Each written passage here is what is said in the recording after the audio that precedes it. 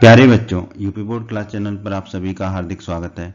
बच्चों, इस वीडियो में हम यूपी बोर्ड के कक्षा 10वीं के गणित के अध्याय 10 व्रत यानी कि सर्कल्स की प्रश्नावली 10.2 के सभी प्रश्नों को हल करेंगे।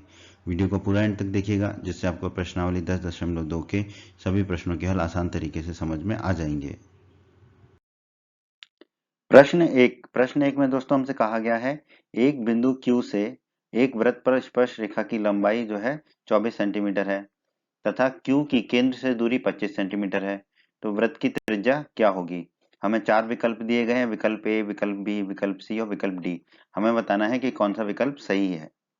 तो दोस्तों मान लेते हैं कि O केंद्र वाला एक वृत्त है, ठीक है। मान लेते हैं कि PQ एक स्पर्श रेखा है, ठीक है।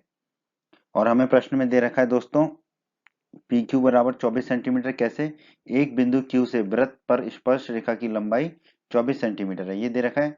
तो एक बिंदु Q है, इस बिंदु से वृत्त पर स्पर्श रेखा की लंबाई कितनी दे रखी है? 24 सेंटीमीटर, यानी कि PQ हो जाएगा हमारा 24 सेंटीमीटर, ठीक है। तो यहाँ पे हमने लिख दिया PQ बराबर 24 सेंटीमीटर। और क्या दे रखा है? Q की केंद्र से दूरी 25 सेंटीमीटर है, तो ये इस बिंदु Q की केंद्र O से दूरी कितनी दे रखी है? 25 सेंटीमीटर, यानी कि OQ हमें दे रखा है 25 सेंटीमीटर। तो हमने यहाँ पे बना लिया OQ 25 सेंटीमीटर। हमें ज्ञात क्या करना है? वृत्त की त्रिज्या। तो OP भी क्या है? वृत्त की त्रिज्या ही है, तो हम OP को ज्ञात कर लेंगे, तो वृत्त की त्रिज्या हमें मिल जाएगी। तो दोस्तों प्रमेय 10.1 के वीडियो में हमने पढ़ा था, वृत्त के किसी बिंदु पर स्पर्श रेखा स्पर्श बिंदु से जाने वाली त्रिज्या पर लंब होती है। तो यहाँ पर देखिए PQ जो है स्पर्श रेखा है, P जो है स्पर्श बिंदु है, ठीक है।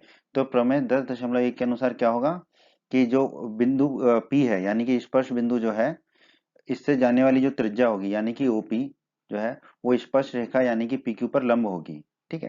तो OP लंब होगा PQ पर, OP और PQ आपस में लंब होंगे, ठीक है। तो हमने लिख दिया OP लंब होगा PQ पर।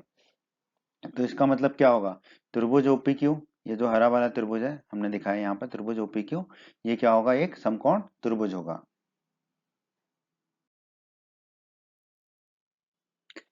तो आगे बढ़ते हैं दोस्तों, अब तो बहुत ही आसान है। समकोण त्रिभुज OPQ में पाइथागोरस प्रमेय लगा देते हैं। ये जो हरा वाला त्रिभुज है समकोण त्रिभुज OPQ, इसमें पाइथागोरस प्रमेय लगा देते हैं। पाइथागोरस प्रमेय क्या कहती है दोस्तों? लंब का वर्ग धन आधार का वर्ग बराबर कर्ण का वर्ग, ठीक है। तो लंब यहाँ पर है OP, ठीक है, तो हमने लिख दिया OP का वर्ग, ठीक है। लंब OP है। आधार क्या है यहाँ पर? PQ, तो धन PQ का वर्ग बराबर कर्ण क्या है? 90 डिग्री के कोण की सम्मुख भुजा यानी कि OQ बराबर OQ का वर्ग। अब हमने क्या किया? OP का वर्ग तो बाईं तरफ ही रहने दिया, क्योंकि ये त्रिज्या हमें निकालनी है OP, ठीक है। और ये जो PQ का वर्ग है उसको दाईं तरफ ले गए तो ये ऋण का PQ का वर्ग हो जाएगा। तो हमें मिलेगा OP का वर्ग बराबर दाईं तरफ OQ का वर्ग पहले से ही है, और ये PQ का वर्ग आ गया दाईं तरफ, तो ऋण का PQ का वर्ग आ गया, ठीक है। तो OP का वर्ग बराबर कितना हो जाएगा? OQ का वर्ग, ठीक है। OQ कितना दे रखा है हमें? 25, ठीक है। तो OQ का वर्ग की जगह रख देंगे हम 25 का वर्ग, मतलब OQ की जगह रख देंगे 25, तो ये हो जाएगा 25 का वर्ग। फिर माइनस का चिन्ह लगा देंगे। PQ कितना है? 24, तो PQ की जगह रख देंगे 24, तो ये हो जाएगा 24 का वर्ग, क्योंकि ये PQ का वर्ग है। अब OP का वर्ग बराबर 25 का वर्ग होता है दोस्तों 25 गुणा 25 यानी कि 625, फिर माइनस का चिन्ह लगा देंगे। 24 का वर्ग होता है दोस्तों 24 गुणा 24 यानी कि 576। अब OP का वर्ग आ जाएगा दोस्तों हमारा 625 में से 576 को घटाएंगे तो 49 आ जाएगा, ठीक है। अब दोनों तरफ अंडर रूट ले लेंगे, वर्गमूल ले लेंगे, तो OP का वर्ग कितना हो जाएगा? OP, ठीक है। और 49 का वर्गमूल होता है अंडर रूट होता है 7, ठीक है। तो हमें मिल जाएगा OP बराबर 7 सेंटीमीटर। OP क्या है? वृत्त की त्रिज्या है, ठीक है। OP वृत्त की त्रिज्या है, तो हम कह सकते हैं अतः वृत्त की त्रिज्या कितनी है? 7 सेंटीमीटर। अब देखिए कौन से विकल्प में 7 सेंटीमीटर है? विकल्प ए में है 7 सेंटीमीटर, ठीक है। तो हमारा विकल्प ए जो है वो सही होगा, तो हम कह सकते हैं कि अतः विकल्प ए सही है। तो यही हमारे प्रश्न का उत्तर है, विकल्प ए सही है, यानी कि वृत्त की त्रिज्या 7 सेंटीमीटर है। प्रश्न दो में दोस्तों हमसे कहा गया है, आकृति 10.11 में यदि टीपी टीक्यू केंद्र O वाले किसी वृत्त पर दो स्पर्श रेखाएं इस प्रकार हैं कि कोण POQ बराबर 110 डिग्री है, तो कोण PTQ किसके बराबर है? ठीक है, हमें चार विकल्प दिए गए हैं, 60 डिग्री, 70 डिग्री, 80 डिग्री या 90 डिग्री, ठीक है। तो दोस्तों ये जो TP है और TQ है ये दो स्पर्श रेखाएं हैं, ठीक है। और हमें कोण POQ दे रखा है 110 डिग्री का।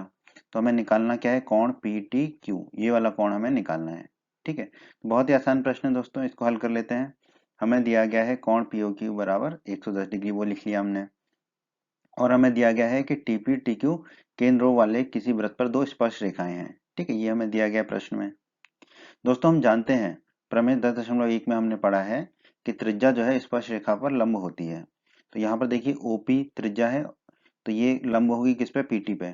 ठीक है, तो हमने लिख दिया OP लंब होगा PT पे। OP त्रिज्या है तो वो स्पर्श रेखा PT कह लें या TP कह लें, उस पर लंब होगी। ठीक है, इसका मतलब ये है ये वाला जो कोण P है ये 90 डिग्री का होगा, तो हमने लिख दिया कोण P बराबर 90 डिग्री।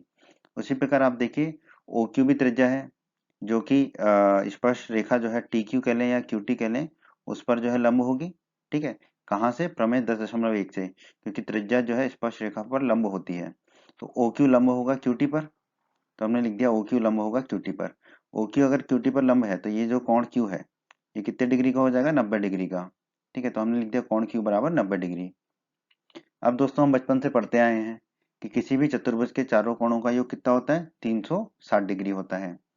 तो यहाँ पर भी ये जो हमारा चतुर्भुज बन रहा है POQT, ठीक है, इसके भी चारों कोणों का योग कितना होगा, 90 डिग्री 360 डिग्री होगा।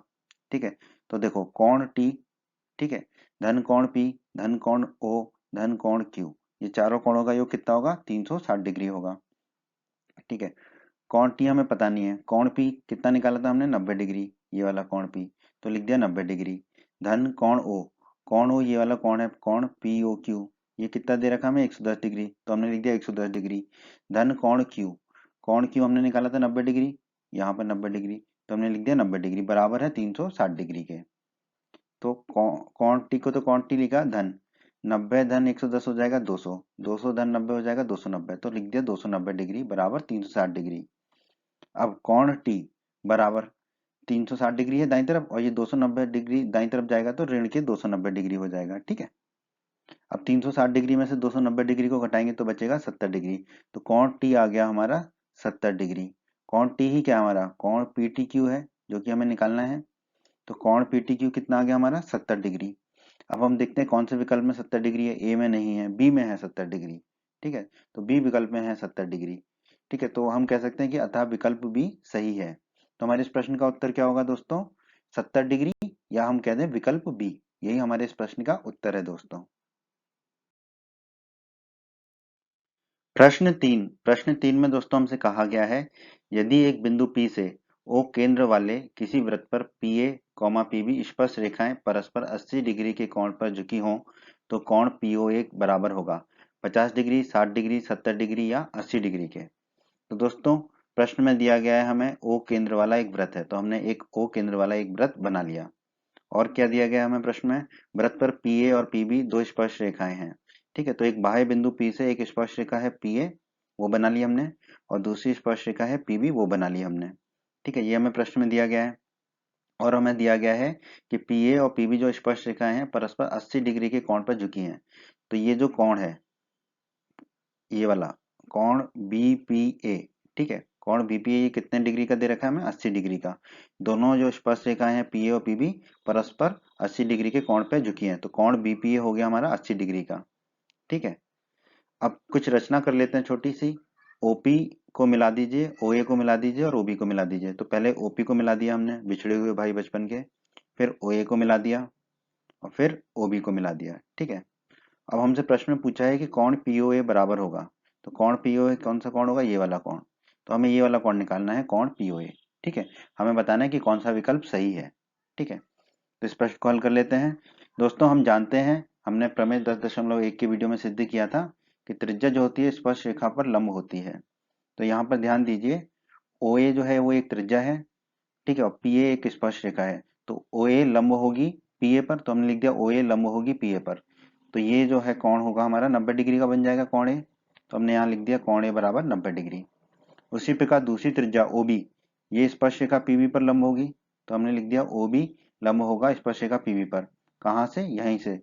तो हमारा जो प्रमेय 10.1 है, त्रिज्या स्पर्श रेखा पर लंब होती है, इधर से OB लंब हो गया PB पर, तो ये वाला कोण भी 90 डिग्री का होगा, तो हम कह सकते हैं कोण B बराबर 90 डिग्री। ठीक है दोस्तों, अब दोस्तों बचपन से हम पढ़ते आए हैं कि चतुर्भुज के चारों कोणों का योग 360 डिग्री होता है। तो यहाँ पर ध्यान दीजिए, ये जो है ए ओ बी पी ये एक चतुर्भुज है, तो इसके चारों कोणों का योग कितना होगा, 360 डिग्री होगा। तो कोण ए ओ बी, ये वाला जो कोण है, कोण ए ओ बी, ठीक है, ये वाला जो कोण है, धन कोण बी, धन कोण बीपीए, धन कोण ए, ये चारों कोणों का योग कितना हो जाएगा, 360 डिग्री, वो लिख दिया हमने। कोण ए ओ बी हमें पता नहीं है, ठीक है, तो कोण ए ओ बी को कोण ए ओ बी लिखा। कोण बी कितना है, 90 डिग्री का है, यहाँ पर भी निकाला था 90 डिग्री, तो लिख दिया 90 डिग्री। धन कोण बीपीए, कोण बीपीए कितना है, 80 डिग्री, यहाँ पे भी देख सकते हैं 80 डिग्री कोण बीपीए, ठीक है, तो कोण बीपीए की जगह रख दिया 80 डिग्री। धन कोण ए कितना है, 90 डिग्री का, यहाँ पर भी देख सकते हैं 90 डिग्री का, तो लिख दिया 90 डिग्री, बराबर है 360 डिग्री। फिर कोण एओबी धन, अब देखो 90 और 80 होते हैं 170, 170 और 90 होते हैं 260, तो हमने लिख दिया धन 260 डिग्री, बराबर है 360 डिग्री के। कोण एओबी बराबर, दाईं तरफ 360 डिग्री है और ये 260 डिग्री भी दाईं तरफ हो गया, चला गया, तो ऋण के 260 डिग्री हो गए। तो कोण एओबी बराबर आ गया हमारा 360 डिग्री माइनस 260 डिग्री। अब 360 डिग्री में से 260 डिग्री घटाएंगे तो हमें मिलेगा 100 डिग्री, तो कोण एओबी मिल गया हमें यहाँ पर अभी 100 डिग्री।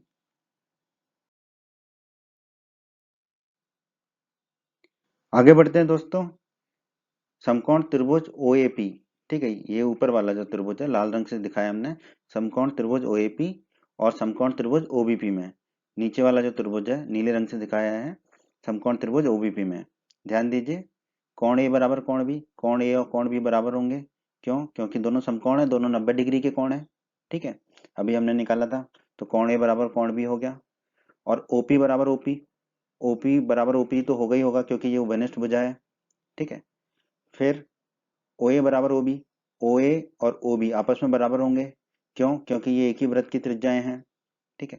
अब ध्यान दीजिए आप दोस्तों, कोण ए बराबर कोण बी दोनों समकोण है, यानी कि राइट एंगल है, तो आर लिख दिया हमने, ठीक है। फिर 90 डिग्री के कोण की सम्मुख भुजा कोण ए की सम्मुख भुजा ओपी है, और 90 डिग्री का कोण कोण बी की भी सम्मुख भुजा भी ओपी है, तो ओपी क्या होगा हमारा, ओपी होगा कर्ण, ठीक है, कर्ण को अंग्रेजी में बोलते हैं हाइपोटेनियस, ठीक है, तो एच लिख दिया उसके लिए। और फिर एक अन्य भुजा कर्ण के अलावा ओ ए और ओ बी आपस में बराबर है, ठीक है, तो अन्य भुजा बराबर है तो एस लिख दिया साइड के लिए। तो आर एच एस के नियम से ये दोनों त्रिभुज ओ ए पी और ओ बी पी क्या हो जाएंगे, सर्वांग सम हो जाएंगे, तो हमने लिख दिया त्रिभुज एओपी सर्वांग सम होगा त्रिभुज बीओपी के, ठीक है, किस नियम से, आरएचएस के नियम से, आरएचएस के सर्वांग समता के नियम से। इसके बारे में आप कक्षा 9 में पढ़ चुके हैं, ठीक है। आप यदि चाहें तो हमारे कक्षा 9 के व्रत के अध्याय 10 के वीडियो अवश्य देख सकते हैं। लेकिन अब बात आती है कि क्रम क्या होगा सर्वांग समता का। तो क्रम के लिए क्या होता है, आरएचएस के नियम में हम क्या करते हैं, जो कोण ए होता है, कोण 90 डिग्री का होता है, समकोण होता है, उसको पहले लिख दिया दोनों में, ठीक है। फिर जो हमारा कर्ण होता है उसको लिख देते हैं, तो कोण ए लिख दिया, कर्ण ओपी लिख दिया, तो ए ओपी। दाईं तरफ क्या होगा, कोण बी लिख दिया, समकोण वाला बी लिख दिया। फिर हमने लिख दिया कर्ण ओपी, ठीक है। अब कर्ण में ध्यान देना होता है कि दोनों एक ही दिशा में हो, ओपी हो ओपी हो, पीओ, या तो दोनों में पीओ लिखेंगे या दोनों में ओपी लिखेंगे, तो हमने यहाँ पे दोनों में ओपी लिख दिया। तो त्रिभुज एओपी सर्वांग सम होगा त्रिभुज बीओपी के, ठीक है, आरएचएस के नियम से, ठीक है, ये दोनों त्रिभुज सर्वांग सम हो गए। अब दोस्तों अगर दो त्रिभुज सर्वांग है तो उनके संगत भाग भी बराबर होते हैं, जैसे अंग्रेजी में हम लिखते हैं सीपीसीटी। तो सीपीसीटी के नियम से यहाँ पर संगत कोण भी बराबर होंगे, तो कोण एओपी बराबर होगा कोण बीओपी के, ठीक है, इसी क्रम में है एओपी और बीओपी, तो यहाँ तो कोई दिक्कत ही नहीं है, तो कोण एओपी बराबर होगा कोण बीओपी से। अब यहाँ पे देख लेते हैं आकृति में, ये है कोण एओपी, ठीक है, जो कि हमें ज्ञात भी करना है, ठीक है, जैसे पीओए बोल दें या एओपी, ठीक है, तो कोण एओपी बराबर होगा किसके, कोण बीओपी से। तो कोण बीओपी कौन सा है, ये वाला कोण, कोण बीओपी, ठीक है, ये दोनों कोण आपस में बराबर हैं, कैसे, सीपीसीटी के नियम से, क्योंकि त्रिभुज एओपी सर्वांग सम है त्रिभुज बीओपी के, ठीक है, तो इनके संगत कोण भी बराबर होंगे, ठीक है, तो ये बराबर हो गए। अब दोस्तों हमने थोड़ी देर पहले निकाला था कोण एओबी बराबर 100 डिग्री, कोण एओबी ये वाला कोण 100 डिग्री का निकाला था हमने। अब दोस्तों कोण एओबी को हम क्या लिख सकते हैं, कोण एओपी धन कोण बीओपी, कैसे, देखिए, ये कोण एओपी है और इसमें ये वाला कोण जोड़ दें कोण बीओपी, ठीक है, तो ये बन जाएगा कोण एओबी, ठीक है, तो कोण एओबी को लिख दिया हमने कोण एओपी धन कोण बीओपी, बराबर किसके, 100 डिग्री के। अब दोस्तों ध्यान दीजिए, कोण बीओपी किसके बराबर आया था, कोण एओपी के, तो ये जो कोण बीओपी है इसकी जगह लिख देंगे कोण एओपी। तो देखिए कोण एओपी को तो कोण एओपी लिखा, धन का चिन्ह लगाया, ठीक है। फिर ये कोण बीओपी जो है इसकी जगह लिख देंगे कोण एओपी। तो कोण बीओपी की जगह लिख दिया कोण एओपी, क्योंकि ये हम ऊपर निकाल चुके हैं, कोण एओपी और बीओपी बराबर है, बराबर लिख दिया हमने 100 डिग्री। अब कोण एओपी धन कोण एओपी हो जाएगा 2 गुणा कोण एओपी बराबर है 100 डिग्री के। ठीक है, अब 2 को दाईं तरफ ले जाएंगे तो बटे में चला जाएगा, तो कोण एओपी बराबर हो जाएगा 100 डिग्री बटा 2। कोण एओपी आ गया दोस्तों हमारा 100 डिग्री बटा 2। 100 डिग्री में 2 का भाग देंगे तो मिलेगा 50 डिग्री, तो कोण एओपी मिल गया हमें 50 डिग्री। ठीक है, अब देखिए कोण एओपी कह लें या इसको कोण पीओए कह लें, एक ही बात है, कोण तो यही है। ठीक है, तो कोण एओपी बराबर 50 डिग्री है, तो वही है कोण पीओए भी, तो कोण पीओए बराबर आ गया हमारा 50 डिग्री। ठीक है, तो ये वाला कोण हमारा कितना डिग्री का आ गया, 50 डिग्री का। और दोस्तों हमें प्रश्न में क्या निकालना था, कोण पीओए ही निकालना था, तो कोण पीओए हमारा कितना आ गया, 50 डिग्री। अब देखते हैं कौन से विकल्प में जो है 50 डिग्री मिल रहा है हमको, विकल्प ए में मिल रहा है। ठीक है, विकल्प ए में हमें 50 डिग्री मिल रहा है, तो अतः हम कह सकते हैं कि अतः विकल्प ए सही है। तो यही हमारे इस प्रश्न का उत्तर है दोस्तों, विकल्प ए, अर्थात कोण पीओए बराबर 50 डिग्री। प्रश्न 4 में दोस्तों हमसे कहा गया है, सिद्ध कीजिए कि किसी वृत्त के किसी व्यास के सिरों पर खींची गई स्पर्श रेखाएं समांतर होती हैं। बहुत ही आसान प्रश्न है दोस्तों। हम मान लेते हैं कि एक ओ केंद्र वाला वृत्त है। ठीक है, तो एक ओ केंद्र वाला वृत्त बना लिया। ठीक है, मान लेते हैं कि ए बी जो है उसका व्यास है, तो ए बी एक व्यास खींच दिया हमने जो केंद्र से होकर जाएगा। ठीक है, पी क्यू और आर एस व्यास ए बी के सिरों पर खींची गई स्पर्श रेखाएं हैं। तो पहले तो हमने पी क्यू को खींच दिया। ठीक है, जो बिंदु ए से होकर जाती है। ठीक है, पी क्यू एक स्पर्श रेखा हो गई जो स्पर्श बिंदु ए से होकर जाती है। फिर दूसरी स्पर्श रेखा हमने खींच दी है आर एस, जो कि बिंदु स्पर्श बिंदु बी से होकर जाती है, और ए बी व्यास है, ये हमें प्रश्न में दिया गया है।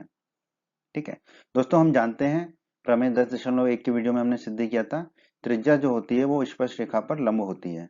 और यहाँ पर ध्यान दीजिए, ए बी अगर व्यास है तो ओ ए त्रिज्या होगा और ओ बी भी त्रिज्या होगा। ठीक है, क्योंकि ए बी क्या है, व्यास है। तो दोस्तों ओ ए लंब होगा पी क्यू पर, क्यों, क्योंकि देखो ओ ए त्रिज्या है और पी क्यू क्या है, स्पर्श रेखा है, और त्रिज्या जो है स्पर्श रेखा पर लंब होती है, तो हमने लिख दिया ओ ए लंब होगा पी क्यू पर। ठीक है, ओ ए त्रिज्या लंब होगा स्पर्श रेखा पी क्यू पर, तो ये जो कोण है ये 90 डिग्री का होगा। ठीक है, तो हम लिख सकते हैं कि कोण ओ ए पी बराबर 90 डिग्री, कोण ओ ए पी बराबर 90 डिग्री। ठीक है, उसी प्रकार दोस्तों ध्यान दीजिए, ओ बी त्रिज्या है और आर एस स्पर्श रेखा है, तो त्रिज्या स्पर्श रेखा पर लंब होती है, तो ओ बी लंब होगा आर एस पर, तो हमने लिख दिया ओ बी लंब होगा आर एस पर। अगर ओ बी आर एस पर लंब है तो ये वाला जो कोण है ये 90 डिग्री का होगा। ठीक है, तो ये कोण 90 डिग्री का होगा, क्यों, क्योंकि ओ बी आर एस पर लंब है। तो हम लिख सकते हैं कोण ओबीएस बराबर 90 डिग्री, कोण ओबीएस बराबर 90 डिग्री। ठीक है, अब ध्यान दीजिए, कोण ओएपी भी 90 डिग्री का है, कोण ओबीएस भी 90 डिग्री का है, तो ये दोनों कोण आपस में बराबर होंगे, कोण ओएपी बराबर कोण ओबीएस होगा, क्योंकि दोनों 90 डिग्री के कोण हैं। और यहाँ पे ध्यान दीजिए, पी क्यू और आर एस दो रेखाएं हैं। ठीक है, जिनको एक तिर्यक रेखा ए बी काट रही है। ठीक है, तो कोण ये वाला जो कोण ओ ए पी है और कोण ओ बी एस, ठीक है, ये दोनों क्या होंगे, एकांतर कोण होंगे। ठीक है, और ये बराबर है, क्योंकि दोनों कोण 90 डिग्री के बराबर हैं, तो और ये दोनों क्या होंगे, एकांतर कोण होंगे, क्योंकि पी क्यू और आर एस दो रेखाएं हैं जिनको एक तिर्यक रेखा ए बी काट रही है। तो ये वाला जो कोण है कोण ओ ए पी और कोण ओ बी एस, ये दोनों क्या होंगे, एकांतर कोण होंगे। और ये दोनों कोण क्या है, बराबर है, इसका मतलब एकांतर कोण बराबर है। ठीक है, एकांतर कोण बराबर है, और हम जानते हैं यदि एकांतर कोण बराबर हों तो वो दोनों रेखाएं जिनको तिर्यक रेखा काट रही है वो दोनों रेखाएं क्या होती है, समांतर होती हैं। तो यहाँ पे वो दोनों रेखाएं कौन कौन सी, पी क्यू और आर एस, इसका मतलब पी क्यू और आर एस क्या होंगे, समांतर रेखाएं होंगी। ठीक है, तो दोस्तों यही हमें सिद्ध करना था इस प्रश्न में कि पी क्यू और आर एस समांतर होंगी। तो हम कह सकते हैं अतः किसी वृत्त के किसी व्यास के सिरों पर खींची गई स्पर्श रेखाएं समांतर होती हैं, ये हमने सिद्ध कर दिया। तो हम कह देंगे इति सिद्धम। तो इस प्रश्न में दोस्तों यही करना था, इससे हमारा प्रश्न हो जाता है समाप्त। हमने जो सिद्ध करने को कहा था वो सिद्ध कर दिया। ए बी जो व्यास है उसके सिरों पर खींची गई स्पर्श रेखाएं पी क्यू और आर एस समांतर है, पी क्यू और आर एस के समांतर है। प्रश्न 5 में दोस्तों हमसे कहा गया है, सिद्ध कीजिए कि स्पर्श बिंदु से स्पर्श रेखा पर खींचा गया लंब वृत्त के केंद्र से होकर जाता है। ठीक है, तो दोस्तों इसको सिद्ध कर लेते हैं।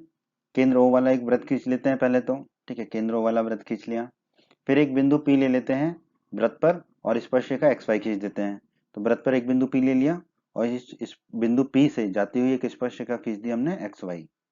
ठीक है, अब हम इस प्रश्न को जो है विरोधाभास विधि से सिद्ध करेंगे कि हम कहेंगे कि यहाँ पर जो लंब जाता है स्पर्श रेखा से वो जो है केंद्र O से होकर नहीं जाता, फिर हम उसको गलत साबित कर देंगे।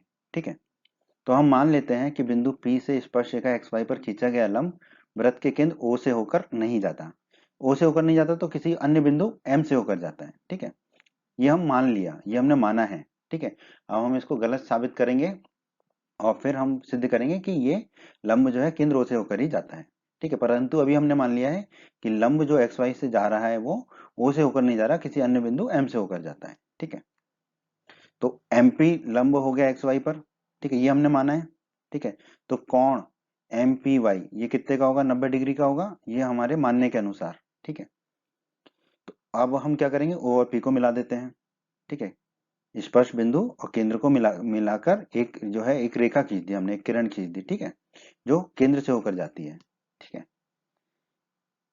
अब हम जानते हैं दोस्तों, प्रमेय 10.1 में हमने सिद्ध किया था कि जो त्रिज्या होती है स्पर्श रेखा पर लंब होती है।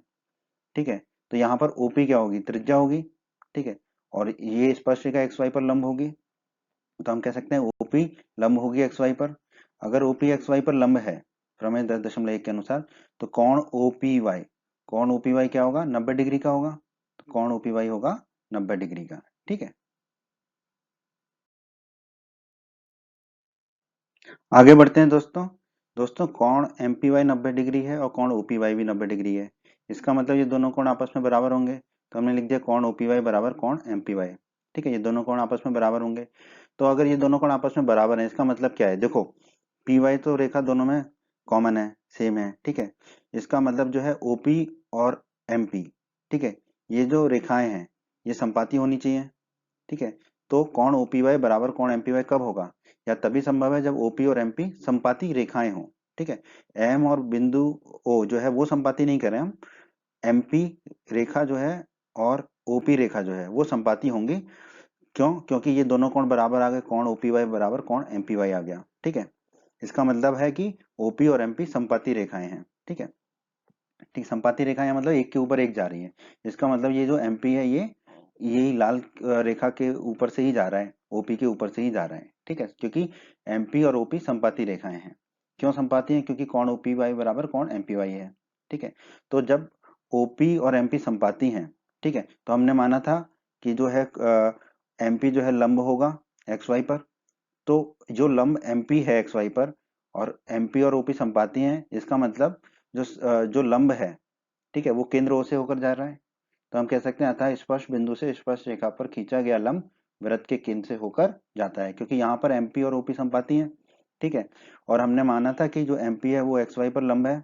ठीक है, तो XY पर जो लंब है और OP MP के संपाती है, इसका मतलब XY पर जो लंब है वो केंद्र O से होकर जाता है।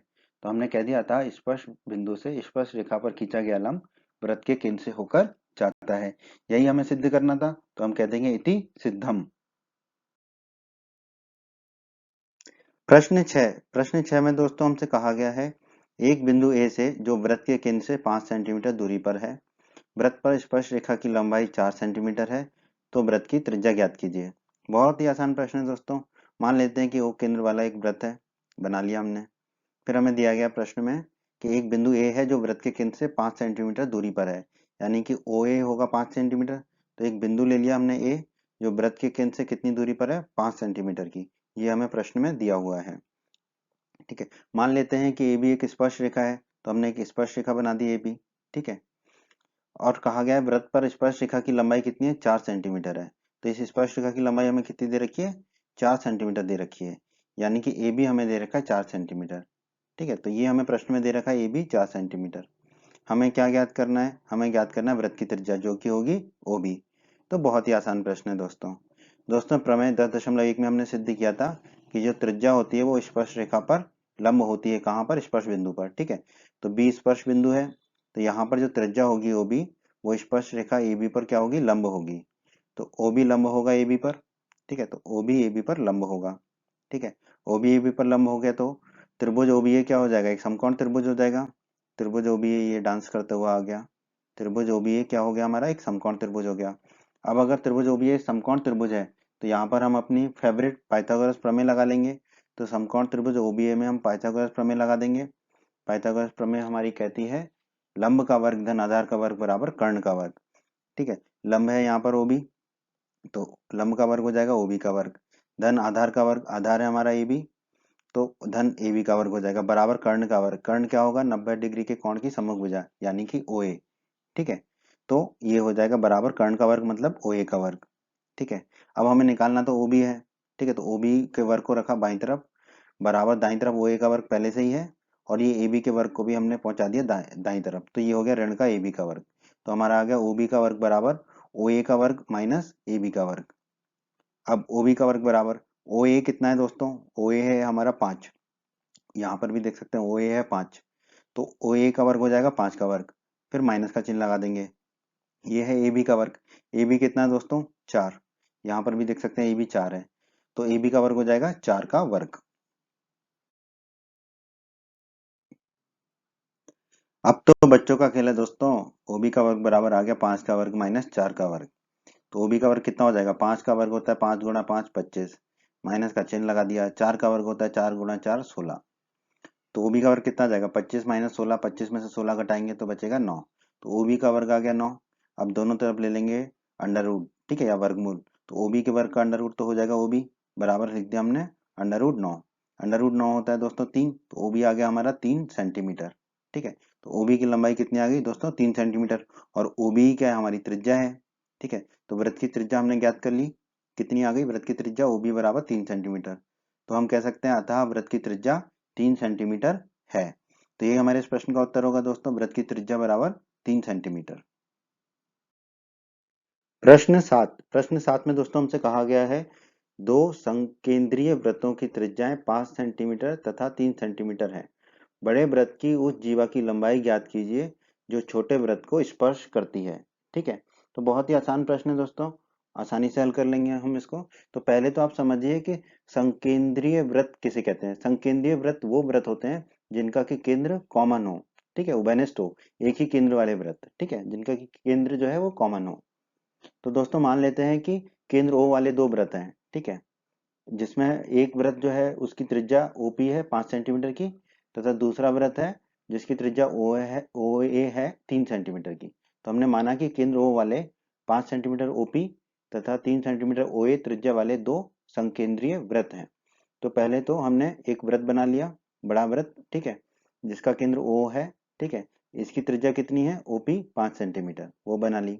ठीक है, दूसरा संकेंद्रीय वृत्त की त्रिज्या कितनी है? 3 सेंटीमीटर। ठीक है, तो दूसरा वृत्त बना लिया हमने, संकेंद्रीय वृत्त है मतलब इसका केंद्र O ही रहेगा, इसकी त्रिज्या OA कितनी है? 3 सेंटीमीटर। ठीक है, तो ये बना लिया हमने। अब मान लेते हैं कि PQ जो है वो बड़े वृत्त की जीवा है जो छोटे वृत्त को बिंदु A पर स्पर्श करती है। तो एक हमने जीवा खींच दी PQ, ठीक है, बड़े वृत्त की जीवा। ठीक है, तो ये बड़े वृत्त की जीवा है जो छोटे वृत्त को बिंदु A पर स्पर्श करती है। ठीक है, इसका मतलब क्या था? PQ जो है छोटे वृत्त की स्पर्श रेखा होगी, PQ जो है छोटे वृत्त की स्पर्श रेखा होगी। ठीक है, क्योंकि वो छोटे वृत्त को स्पर्श करती हुई निकल रही है PQ। बड़े वृत्त की जीवा है PQ और छोटे वृत्त की क्या है? स्पर्श रेखा है। O और Q को मिलाइए, अब O और Q को भी मिला देते हैं। ठीक है, अब दोस्तों हम जानते हैं प्रमेय 10.1 में हमने पढ़ा था त्रिज्या जो है स्पर्श रेखा पर लंब होती है। ठीक है, ये हमने पढ़ा था। ठीक है, अब यहाँ पर देखिए OA छोटे वृत्त की त्रिज्या है और PQ छोटे वृत्त की स्पर्श रेखा है। इसका मतलब OA जो है वो लंब होगी PQ पर, OA जो है PQ पर लंब होगी, क्योंकि OA छोटे वृत्त की त्रिज्या है और PQ छोटे वृत्त की स्पर्श रेखा है। तो OA लंब होगा PQ पर, हमने लिख दिया OA लंब होगा PQ पर। ठीक है, तो ये जो कोण है ये 90 डिग्री का कोण हो जाएगा। अब हम आ जाते हैं त्रिभुज OAP क्या होगा? एक समकोण त्रिभुज होगा। त्रिभुज OAP ये एक समकोण त्रिभुज होगा। ठीक है, इसको हमने दिखा दिया। अब अगर ये समकोण त्रिभुज है तो इसमें हम अपनी फेवरेट पाइथागोरस प्रमेय लगा देंगे। तो समकोण त्रिभुज OAP में पाइथागोरस प्रमेय से, ठीक है, पाइथागोरस प्रमेय क्या होती है दोस्तों? लंब का वर्ग धन आधार का वर्ग बराबर कर्ण का वर्ग, ये हम जानते हैं। अब यहाँ पर लंब क्या है दोस्तों? OA है लंब, तो लंब का वर्ग हो जाएगा OA का वर्ग, धन आधार क्या है दोस्तों? यहाँ पर आधार PA है, तो आधार का वर्ग हो जाएगा PA का वर्ग, बराबर कर्ण क्या है? 90 डिग्री के कोण की सम्मुख भुजा यानी कि OP। ठीक है, तो कर्ण के वर्ग की जगह लिख देंगे हम OP का वर्ग। तो दोस्तों हमने निकाल लिया है OA का वर्ग धन PA का वर्ग बराबर OP का वर्ग। अब हम क्या करेंगे, OA के वर्ग को ले जाएंगे दाईं तरफ, तो बाईं तरफ बच जाएगा PA का वर्ग बराबर, दाईं तरफ OP का वर्ग पहले से ही है और OA का वर्ग भी दाईं तरफ आ गया तो ऋण का OA का वर्ग हो गया। अब दोस्तों PA का वर्ग बराबर OP का वर्ग। OP कितना है दोस्तों, यहाँ पर हमारा 5 है, तो OP 5 रख देंगे तो OP का वर्ग हो जाएगा 5 का वर्ग, फिर माइनस का चिन्ह लगा देंगे। फिर है OA का वर्ग। OA कितना है दोस्तों, यहाँ पर हमारा 3 है, तो OA हो जाएगा 3, तो OA का वर्ग हो जाएगा 3 का वर्ग। अब बस इसको हल कर लेते हैं, तो PA का वर्ग बराबर हो जाएगा हमारा 5 का वर्ग हो जाएगा 25, 55 25, माइनस का चिन्ह लगा देते हैं। 3 का वर्ग हो जाएगा 3 गुणा 3 9, तो PA का वर्ग आ जाएगा 25 माइनस 9, 25 में से 9 को घटाएंगे तो मिलेगा 16, तो PA का वर्ग मिल गया हमें 16। दोनों तरफ वर्गमूल ले लेंगे, अंडर रूट ले लेंगे, तो PA के वर्ग का अंडर रूट हो जाएगा PA बराबर अंडर रूट 16। अंडर रूट 16 होता है दोस्तों 4, तो PA आ गया हमारा 4 सेंटीमीटर। ठीक है, तो PA का मान रख दिया हमने 4 सेंटीमीटर। दोस्तों अभी हमने निकाला था कि OA जो है वो PQ पर लंब है। ठीक है, जो त्रिज्या होती है, छोटे वृत्त की त्रिज्या जो है छोटे वृत्त की स्पर्श रेखा पर लंब होती है, तो OA PQ पर लंब है। तो देखो दोस्तों PQ के दो नाम हैं, छोटे वृत्त के लिए तो वो स्पर्श रेखा है और बड़े वृत्त के लिए वो जीवा है। ठीक है, जिसकी कि हमें लंबाई ज्ञात करनी है। ठीक है, तो दोस्तों हम जानते हैं, हमने कक्षा 9 में पढ़ा है कि केंद्र से जीवा पर डाला गया लंब जीवा को समद्विभाजित करता है। ठीक है, तो ये जो केंद्र है O, ये छोटे वृत्त का भी केंद्र है और बड़े वृत्त का भी केंद्र है, संकेंद्रीय वृत्त है। ठीक है, तो अगर हम बड़े वृत्त के सापेक्ष में बात करें, बड़े वृत्त के लिए बात करें, तो बड़े वृत्त के लिए जीवा है PQ। ठीक है, और केंद्र O से लंब है ये जीवा PQ पर, तो केंद्र से डाला गया लंब जीवा को समद्विभाजित करता है। ठीक है, तो इसका मतलब OA जो है वो PQ को समद्विभाजित करेगा, मतलब दो बराबर भागों में बांटेगा। इसका मतलब क्या होगा कि PA जो है वो AQ के बराबर होगा, और PA कितना निकाला है हमने 4 सेंटीमीटर, तो AQ भी कितना आ जाएगा 4 सेंटीमीटर। ठीक है, तो PA है 4 सेंटीमीटर, तो AQ भी आ जाएगा हमारा 4 सेंटीमीटर। ठीक है, अब दोस्तों PQ कितना होगा, PQ ये पूरा PQ जीवा, ये होगा PA धन AQ। ठीक है, PA और AQ को जोड़ तो हमने लिख दिया PQ बराबर PA धन AQ। PA और AQ दोनों का मान कितना है 4 सेंटीमीटर, तो रख देते हैं, तो PQ बराबर आ जाएगा 4 धन 4, 4 धन 4 आ गया, 4 धन 4 होता है 8, तो PQ बराबर आ जाएगा हमारा 8 सेंटीमीटर। ठीक है, तो PQ बराबर आ गया हमारा 8 सेंटीमीटर। ठीक है, यही हमें ज्ञात करना था। ठीक है, PQ, क्योंकि PQ क्या है, बड़े वृत्त की जीवा है, हमें बताना था बड़े वृत्त की जीवा की लंबाई, तो हम कह सकते हैं कि अतः बड़े वृत्त की जीवा की लंबाई कितनी है 8 सेंटीमीटर है। तो यही हमारे प्रश्न का उत्तर है दोस्तों, कि बड़े वृत्त की जीवा की लंबाई है 8 सेंटीमीटर। तो 8 सेंटीमीटर हमारे इस प्रश्न का उत्तर है दोस्तों। प्रश्न 8 में दोस्तों हमसे कहा गया है एक वृत्त के परिगत एक चतुर्भुज ABCD खींचा गया है, देखिए आकृति 10.12। ठीक है, तो एक वृत्त के चारों तरफ एक जो है चतुर्भुज खींचा गया है ABCD। ठीक है, जिसकी की चारों भुजाएं जो है वृत्त को स्पर्श करती हैं। ठीक है, AB भुजा करती है P पर, BC करती है Q पर, CD करती है R पर और DA करती है S बिंदु पर। ठीक है, तो हमें सिद्ध करना है कि AB धन CD बराबर होगा AD धन BC के, ये हमें सिद्ध करना है। बहुत ही आसान प्रश्न है दोस्तों। ये जो प्रश्न है प्रमेय 10.2 पर आधारित है। प्रमेय 10.2 में के वीडियो में हमने क्या सिद्ध किया था, बाएं बिंदु से वृत्त पर खींची गई स्पर्श रेखाओं की लंबाइयां बराबर होती हैं। ठीक है, बाएं बिंदु से हम दो स्पर्श रेखाएं खींच सकते हैं, एक बाएं बिंदु से वृत्त पर, और उन दोनों स्पर्श रेखाओं की लंबाइयां बराबर होती हैं। ये हमने प्रमेय 10.2 के वीडियो में सिद्ध किया है। ठीक है, तो अब इस प्रमेय का उपयोग करके हम इस प्रश्न को हल करेंगे। यहाँ पे ध्यान दीजिए AP और AS। ठीक है, ये AP और ये AS।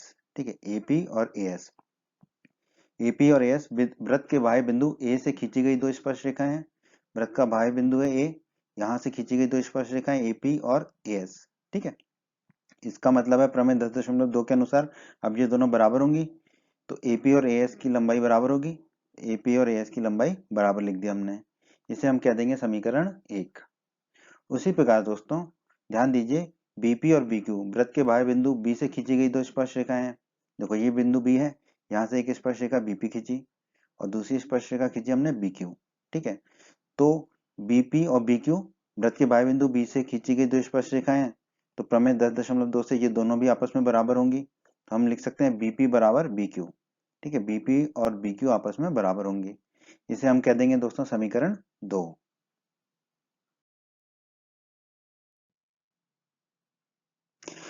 तो दोस्तों अब फिर से प्रमेय 10.2 का प्रयोग करेंगे हम। ठीक है, समीकरण 1 और समीकरण 2 को हमने यहाँ फिर से लिख दिया।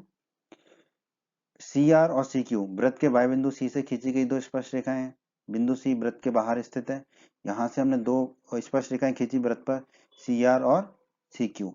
ठीक है, तो प्रमेय 10.2 से इन दोनों की लंबाइयां भी बराबर होंगी। तो हमने लिख दिया सी आर बराबर सी क्यू।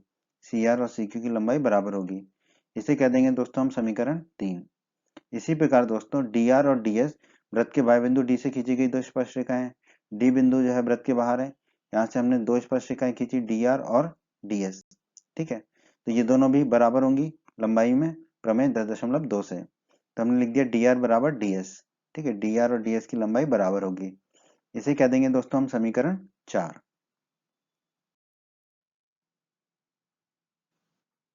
हमने समीकरण 1, समीकरण 2 और समीकरण 3 और समीकरण 4 चारों को लिख दिया। अब बस हम क्या करेंगे दोस्तों, समीकरण 1, समीकरण 2, समीकरण 3 और समीकरण 4 को जोड़ने पर, यानी कि इन चारों समीकरण के बाईं तरफ को जोड़ देंगे आपस में। वो बराबर होगा जब इन समीकरण चारों समीकरण के दाईं तरफ को आपस में जोड़ देंगे। तो देखिए, समीकरण 1 का बाईं तरफ है एपी, तो एपी लिखा, फिर धन समीकरण 2 का बाईं तरफ है बीपी, धन बीपी लिखा। फिर समीकरण 3 का बाईं तरफ है सीआर, तो धन सीआर लिखा। फिर समीकरण 4 का बाईं तरफ है डीआर, तो धन डीआर लिखा, बराबर। अब दाईं तरफ को जोड़ देंगे चारों समीकरण के। पहले समीकरण का दाईं तरफ है एएस, तो एएस लिखा।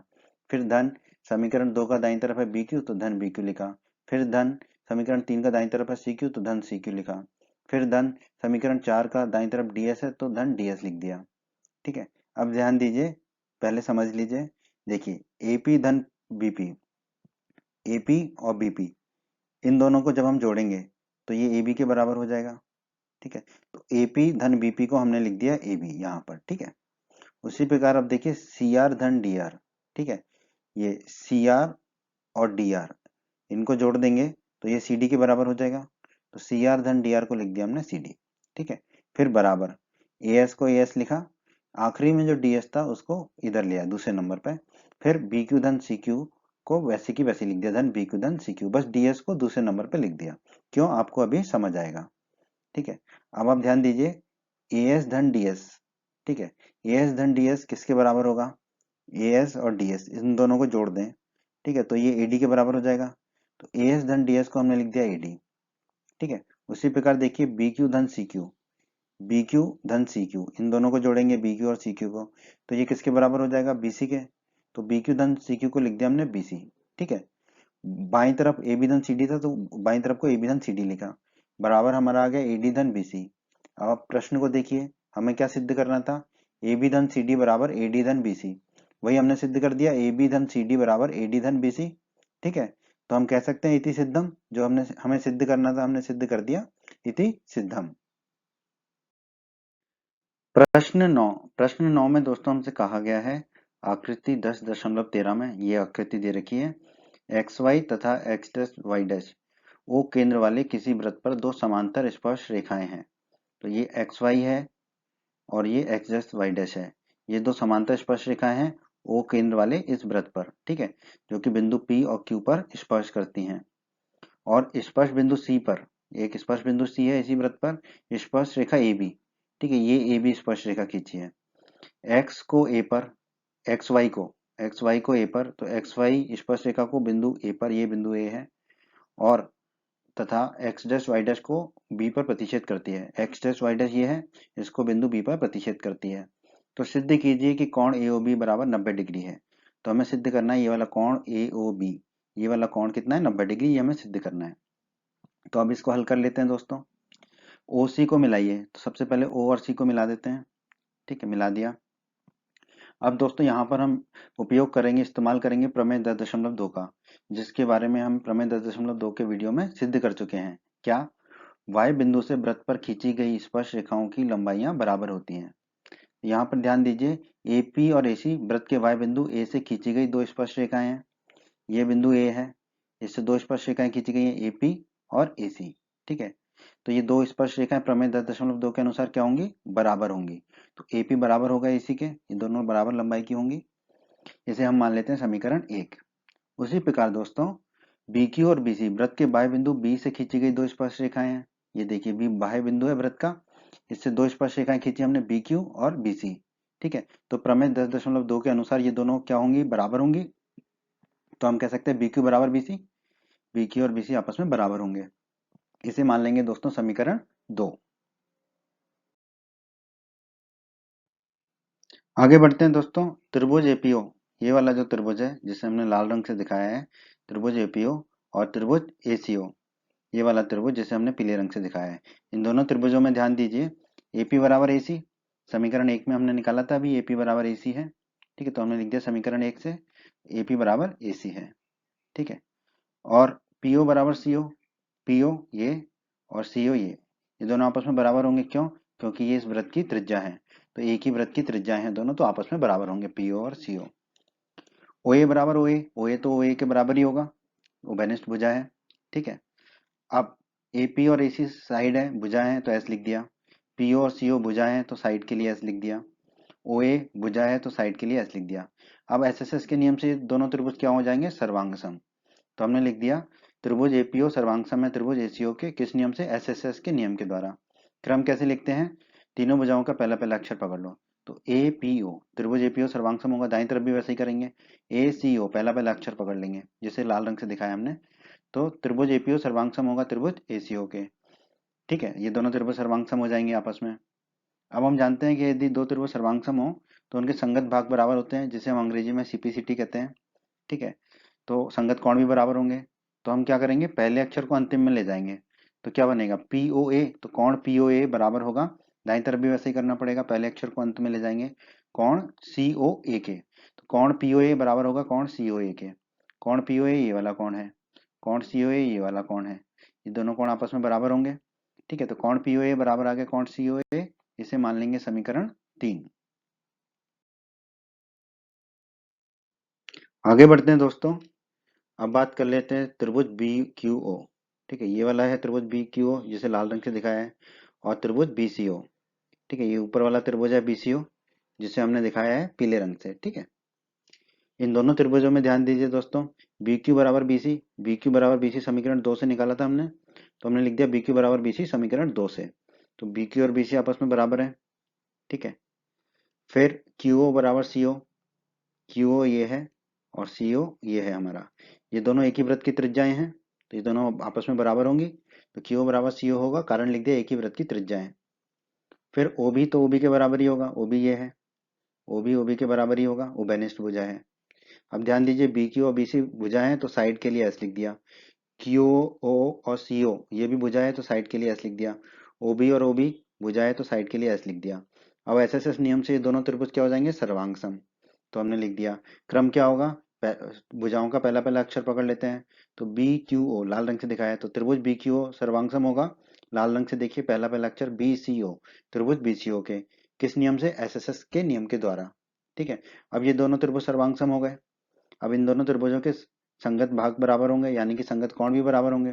तो हम कह सकते हैं कोण क्यू ओ बी बराबर कोण सी ओ बी। कैसे, देखो पहले अक्षर को अंत में ले जाओ बस, तो क्यू ओ अंत में आ गया भी, तो कोण क्यू ओ बी बराबर, दाईं तरफ भी वही करना पड़ेगा, पहले अक्षर को अंत में ले जाएंगे तो आ जाएगा सी ओ बी। तो कोण क्यू ओ बी बराबर होगा कोण सी ओ बी के किस नियम से, सीपीसीटी के नियम से, सर्वांग सम त्रिभुजों के संगत भाग बराबर होते हैं। तो कोण क्यू ओ बी ये वाला कोण है, कोण सी ओ बी ये वाला कोण है, ये दोनों कोण आपस में बराबर हो गए। ठीक है, इसे हम कह देंगे दोस्तों समीकरण 4। कोण क्यू ओ बी बराबर कोण सी ओ बी को कह दिया हमने समीकरण 4।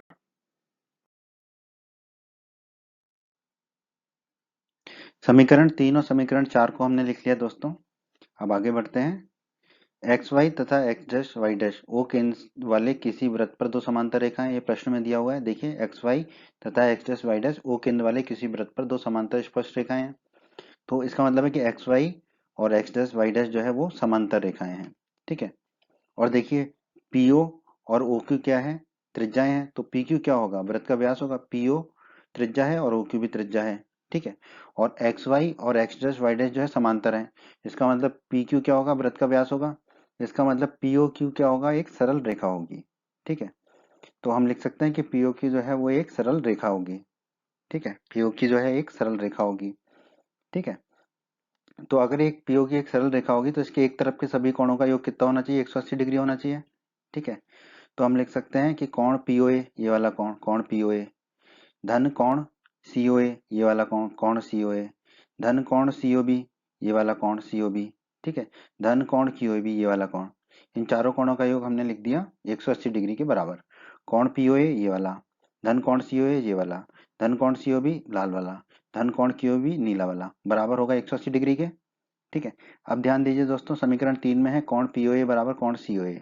ठीक है, ये दोनों कोण आपस में बराबर आए थे समीकरण 3 में, तो कोण पीओए को हम लिख सकते हैं कोण सीओए। तो कोण पीओए को लिख दिया हमने कोण सीओए, धन कोण सीओए को धन कोण सीओए लिखा, धन कोण सीओबी को धन कोण सीओबी लिखा।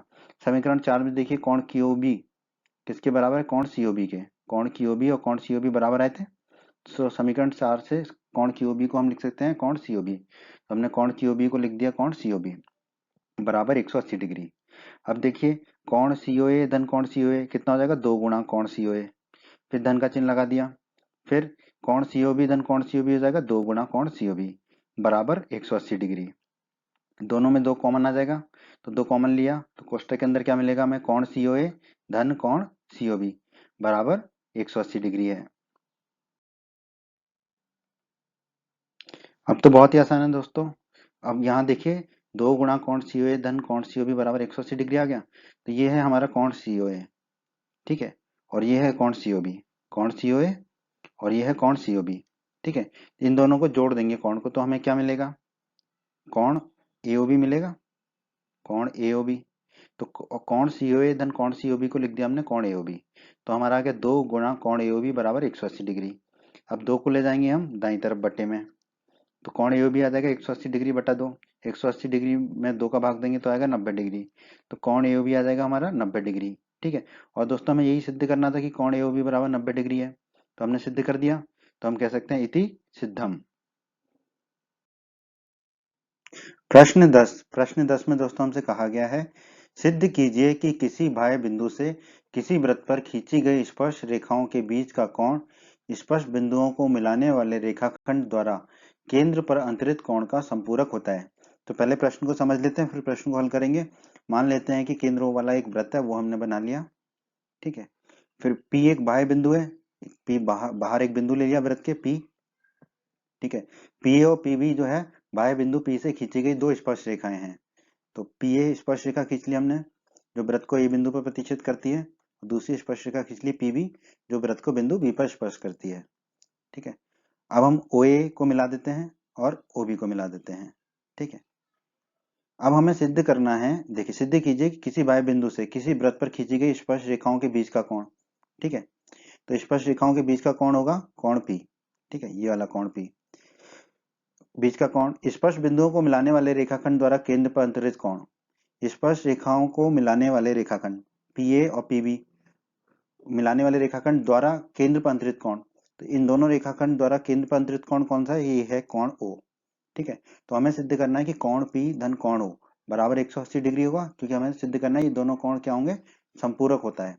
देखिए फिर से समझिए, सिद्ध कीजिए किसी बाह्य बिंदु से वृत्त पर खींची गई स्पर्श रेखाओं के बीच का कोण यानी कि कोण पी का कोण स्पर्श बिंदुओं को मिलाने वाले रेखाखंड द्वारा केंद्र पर अंतरित कोण, स्पर्श बिंदुओं को मिलाने वाले रेखाखंड द्वारा केंद्र पर अंतरित कोण कौन सा है, कोण ओ, कोण का संपूरक होता है, यानी कि कोण पी और कोण ओ का योग कितना होना चाहिए, 180 डिग्री होना चाहिए। ये हमें सिद्ध करना है।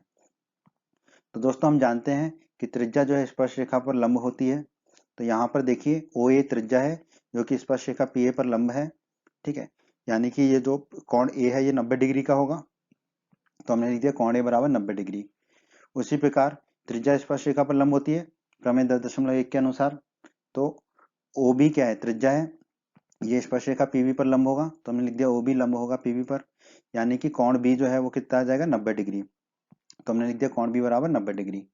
अब दोस्तों हम जानते हैं चतुर्भुज के चारों कोणों का योग 360 डिग्री होता है, और यहाँ पर देखिए ये चतुर्भुज ही है हमारा। ठीक है, ओ ए पी बी कह लें। ठीक है, ये चतुर्भुज ही है हमारा। ठीक है, तो चतुर्भुज के चारों कोणों का योग कितना होगा, 360 डिग्री, यानी कि देखिए कोण पी, ठीक है लिख दिया हमने, धन कोण बी ये वाला, धन कोण ओ ये वाला कोण, धन कोण ए ये वाला कोण, इन चारों कोणों का योग कितना होगा, 360 डिग्री। ठीक है, आगे बढ़ते हैं दोस्तों। अब कोण P को हमने कोण P लिखा, धन कोण B कितना है दोस्तों 90 डिग्री का, तो कोण B की जगह लिख दिया 90 डिग्री। धन कोण O लिख दिया। धन कोण A है, कोण A कितना है दोस्तों हमारा 90 डिग्री का, नीचे भी हम देख सकते हैं। ठीक है, तो कोण A की जगह लिख दिया 90 डिग्री बराबर 360 डिग्री। अब देखिए कोण P धन कोण O लिख दिया, और 90 डिग्री धन 90 डिग्री हो गया 180 डिग्री बराबर 360 डिग्री। धन कोण P धन कोण O ये किसके बराबर होगा? देखो 180 डिग्री को हम ले जाएंगे दाईं तरफ तो ऋण का हो जाएगा, दाईं तरफ 360 डिग्री पहले से ही है, 180 डिग्री और जाएगा तो ऋण का 180 डिग्री हो जाएगा। तो कोण P धन कोण O आ गया हमारा 360 डिग्री माइनस 180 डिग्री। तो कोण P धन कोण O कितना जाएगा, 360 में से 180 घटाएंगे तो 180 डिग्री। कोण P धन कोण O आ गया 180 डिग्री। तो वही हमें सिद्ध करना था, कोण P धन कोण O बराबर होगा 180 डिग्री, क्योंकि दो कोण संपूरक होते हैं यदि उन दोनों कोणों का योग कितना हो 180 डिग्री हो, और यही हमें सिद्ध करना था कि दोनों कोण संपूरक हैं। ठीक है, तो हमने सिद्ध कर दिया कैसे, दोनों कोणों का योग आ गया 180 डिग्री। कोण P धन कोण O आ गया 180 डिग्री। तो हम कह सकते हैं कि वृत्त पर खींची गई स्पर्श रेखाओं के बीच का कोण स्पर्श बिंदुओं को मिलाने वाले रेखाखंड द्वारा केंद्र पर अंतरित कोण का संपूरक होता है। तो ठीक है, तो ये आ गया हमारा कोण P धन कोण O बराबर 180 डिग्री, और यही हमें सिद्ध करना था। ठीक है, कोण P धन कोण O बराबर 180 डिग्री, तो हम कह देंगे इति सिद्धम। प्रश्न 11 में दोस्तों हमसे कहा गया है सिद्ध कीजिए कि किसी वृत्त के परिगत समांतर चतुर्भुज समचतुर्भुज होता है। ठीक है, बहुत ही आसान प्रश्न है दोस्तों। हम मान लेते हैं कि केंद्र O वाला एक वृत्त है, तो हमने एक केंद्र O वाला एक वृत्त बना लिया। फिर हम मान लेते हैं कि वृत्त के परिगत ABCD एक समांतर चतुर्भुज है। ठीक है, तो एक ABCD समांतर चतुर्भुज बना लिया जो वृत्त के परिगत है, मतलब कि उसकी चारों भुजाएं जो हैं वो वृत्त को छू रही हैं। ठीक है, टच कर रही हैं, प्रतिच्छेद कर रही हैं। ठीक है, स्पर्श कर रही हैं। ठीक है, तो ऐसे चतुर्भुज को बोलते हैं परिगत। ठीक है, तो वृत्त के परिगत ABCD एक समांतर चतुर्भुज बना लिया। ठीक है, अब हम मान लेते हैं कि PQR और S वृत्त के परिगत समांतर चतुर्भुज के स्पर्श बिंदु हैं। ठीक है, तो AB भुजा पर स्पर्श बिंदु है P, BC भुजा पर स्पर्श बिंदु है Q, CD भुजा पर स्पर्श बिंदु है R, और AD भुजा पर स्पर्श बिंदु है S। ये हमने मान लिया। ठीक है, अब दोस्तों हमें जो साबित करना है वो सिद्ध करना है कि ये जो समांतर चतुर्भुज है ये एक समचतुर्भुज होगा। ठीक है, तो समचतुर्भुज में क्या होता है, चारों भुजाएं बराबर होती हैं, तो हमें सिद्ध करना है कि इस समांतर चतुर्भुज की चारों भुजाएं बराबर हैं। ठीक है, तो पहले तो दोस्तों हम जानते हैं कि समांतर चतुर्भुज की सम्मुख भुजाएं बराबर होती हैं, और हमें सिद्ध करना है चारों भुजाएं बराबर होती हैं। तो इस समांतर चतुर्भुज की सम्मुख भुजाएं कौन कौन सी हैं, ए बी और सी डी। ठीक है, तो हमने लिख दिया ए बी बराबर सी डी, इसे मान लेंगे हम समीकरण 1। क्यों? क्योंकि ये चतुर्भुज एबीसीडी क्या है, समांतर चतुर्भुज है, ये हमने माना है। फिर दूसरी सम्मुख भुजाओं का युग्म कौन सा है, बीसी और एडी। ठीक है, बीसी और एडी आपस में बराबर होंगे, इसे दोस्तों हम मान लेंगे समीकरण 2। अब दोस्तों इस प्रश्न को हल करने के लिए हमें प्रमेय 10.2 की आवश्यकता पड़ेगी। प्रमेय 10.2 के वीडियो में हमने सिद्ध किया था कि वाय बिंदु से वृत्त पर खींची गई स्पर्श रेखाओं की लंबाइयां बराबर होती हैं। आप हमारी प्रमेय 10.2 का वीडियो अवश्य देखिए।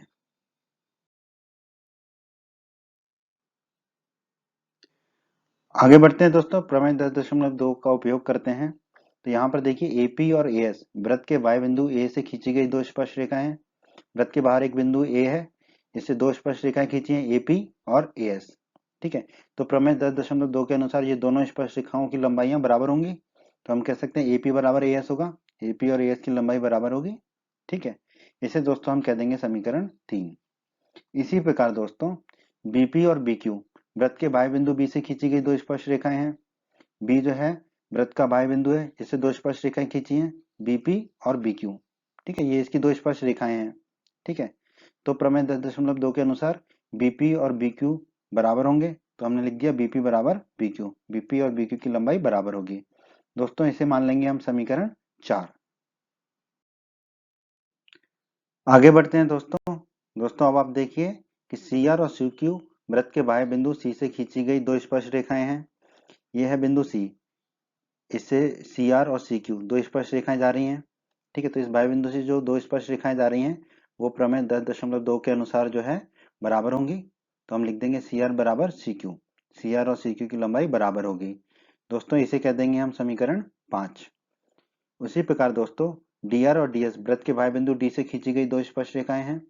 बाहर एक बिंदु है D, ठीक है, तो dr और ds इस बिंदु D से खींची गई दो स्पर्श रेखाएं कहलाएंगी। तो प्रमेय 10.2 के अनुसार dr और ds बराबर होंगे, बराबर लंबाई के होंगे। तो dr और ds बराबर लंबाई की स्पर्श रेखाएं होंगी। इसे कह देंगे दोस्तों हम समीकरण 6। आगे बढ़ते हैं दोस्तों हमने समीकरण 1, 2, 3, 4, 5, 6 सारे लिख लिए। अब हम क्या करेंगे, समीकरण 3, समीकरण 4, समीकरण 5 और समीकरण 6 को जोड़ने पर, समीकरण 3, 4, 5 और 6 को जोड़ने पर, जोड़ने का मतलब है दोस्तों इनके बाईं तरफ को आपस में जोड़ेंगे और बराबर हो जाएगा इनका दाईं तरफ आपस में जोड़ेंगे। ठीक है, तो देखिए बाईं तरफ को जोड़ेंगे तो AP धन BP, AP धन BP धन CR धन DR, धन CR धन DR बराबर होगा किसके, AS धन BQ, AS धन BQ धन CQ धन DS, धन CQ धन DS के। ठीक है दोस्तों, अब दोस्तों ध्यान दीजिए यहाँ पर ये AP धन BP, AP और BP इन दोनों को जोड़ दें तो कितना हो जाएगा हमारा, AB हो जाएगा। तो AP धन BP को हम लिख सकते हैं AB। ठीक है, हमने AB लिख दिया। उसी प्रकार ध्यान दीजिए CR धन DR, ये ऊपर CR और DR इन दोनों को जोड़ दें तो CD के बराबर आ जाएगा। तो CR धन DR को हम लिख देंगे CD। ठीक है, बराबर AS को AS लिखा, ये जो DS है इसको हमने पहले लिख दिया, तो ये हो गया AS धन DS। फिर BQ धन CQ को वैसे ही लिख दिया, BQ धन CQ। ठीक है दोस्तों, अब आगे बढ़ते हैं। अब AB धन CD को वैसे ही लिख दिया, AB धन CD बराबर। अब देखिए AS धन DS, ठीक है, AS धन DS, ठीक है, इन दोनों को जोड़ेंगे तो हमें कितना मिल जाएगा, AD। ठीक है, तो हम यहाँ लिख देंगे AD। ठीक है, धन BQ धन CQ, BQ और CQ को जोड़ेंगे। ठीक है, BQ और CQ को जोड़ेंगे तो हमें कितना मिल जाएगा, BQ धन CQ को BC, तो BQ धन CQ की जगह लिख देंगे हम BC। तो हमें मिल गया AB धन CD बराबर AD धन BC। ठीक है, अब दोस्तों समीकरण 1 और 2 पर ध्यान दीजिए। ठीक है, AB बराबर CD है और BC बराबर AD है। तो अब ध्यान दीजिए यहाँ पे AB को तो हमने AB लिखा, फिर धन का चिन्ह लगाया, CD को क्या लिख दिया, AB। तो समीकरण 1 में देखिए CD किसके बराबर है, AB के, तो CD को हम लिख सकते हैं AB।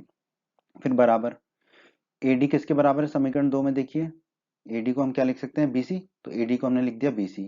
फिर धन BC है तो धन BC लिख दिया। ठीक है, अब देखिए AB धन AB कितना हो जाएगा, 2 गुणा AB बराबर BC धन BC हो जाएगा 2 गुणा BC। अब बाईं तरफ 2 है और दाईं तरफ 2 है तो ये आपस में कट जाएंगे, तो हमें क्या मिलेगा, AB बराबर BC। इसे दोस्तों हम कह देंगे समीकरण 7।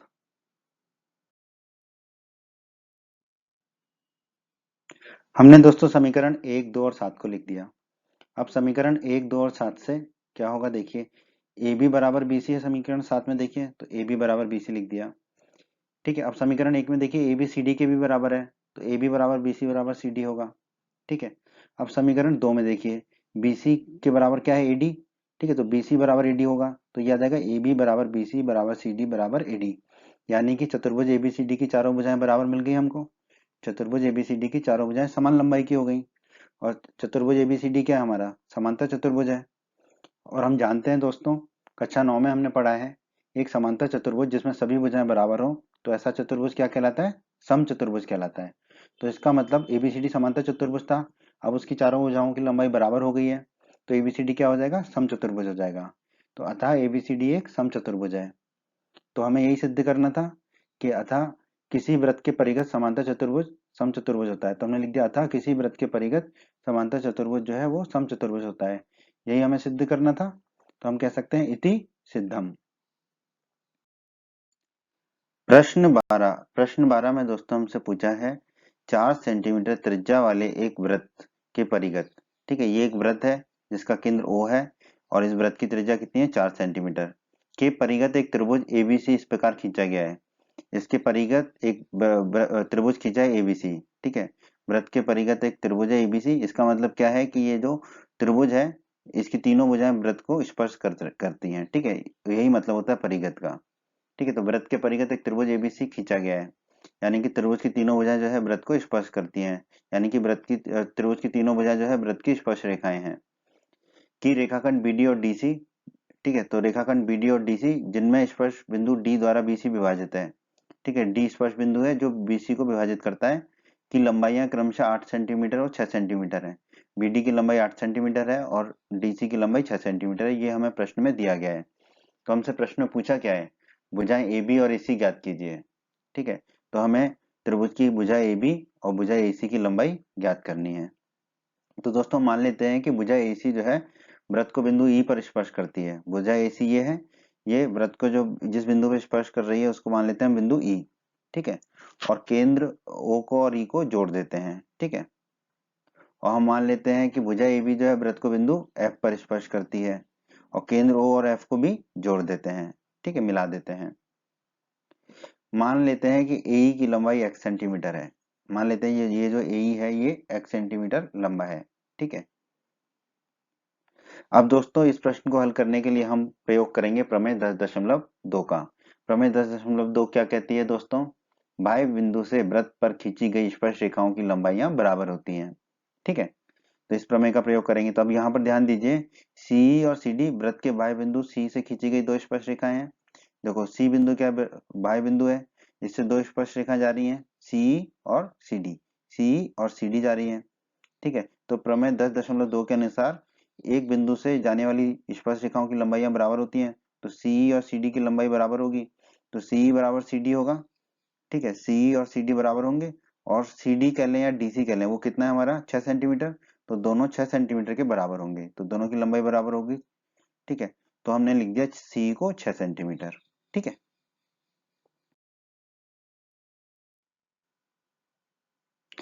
प्रमेय 10.2 का प्रयोग करके हम देखेंगे कि BF और BD वृत्त के बाह्य बिंदु B से खींची गई दो स्पर्श रेखाएं हैं। ठीक है, देखिए ये है बिंदु B, यहाँ से दो स्पर्श रेखा जा रही है BF और BD। ठीक है, अब प्रमेय 10.2 के अनुसार ये दोनों स्पर्श रेखाएं क्या होंगी, बराबर होंगी, क्योंकि वृत्त के बाह्य बिंदु से वृत्त पर खींची गई स्पर्श रेखाओं की लंबाइयां बराबर होती हैं। तो BF और BD की लंबाई बराबर होगी।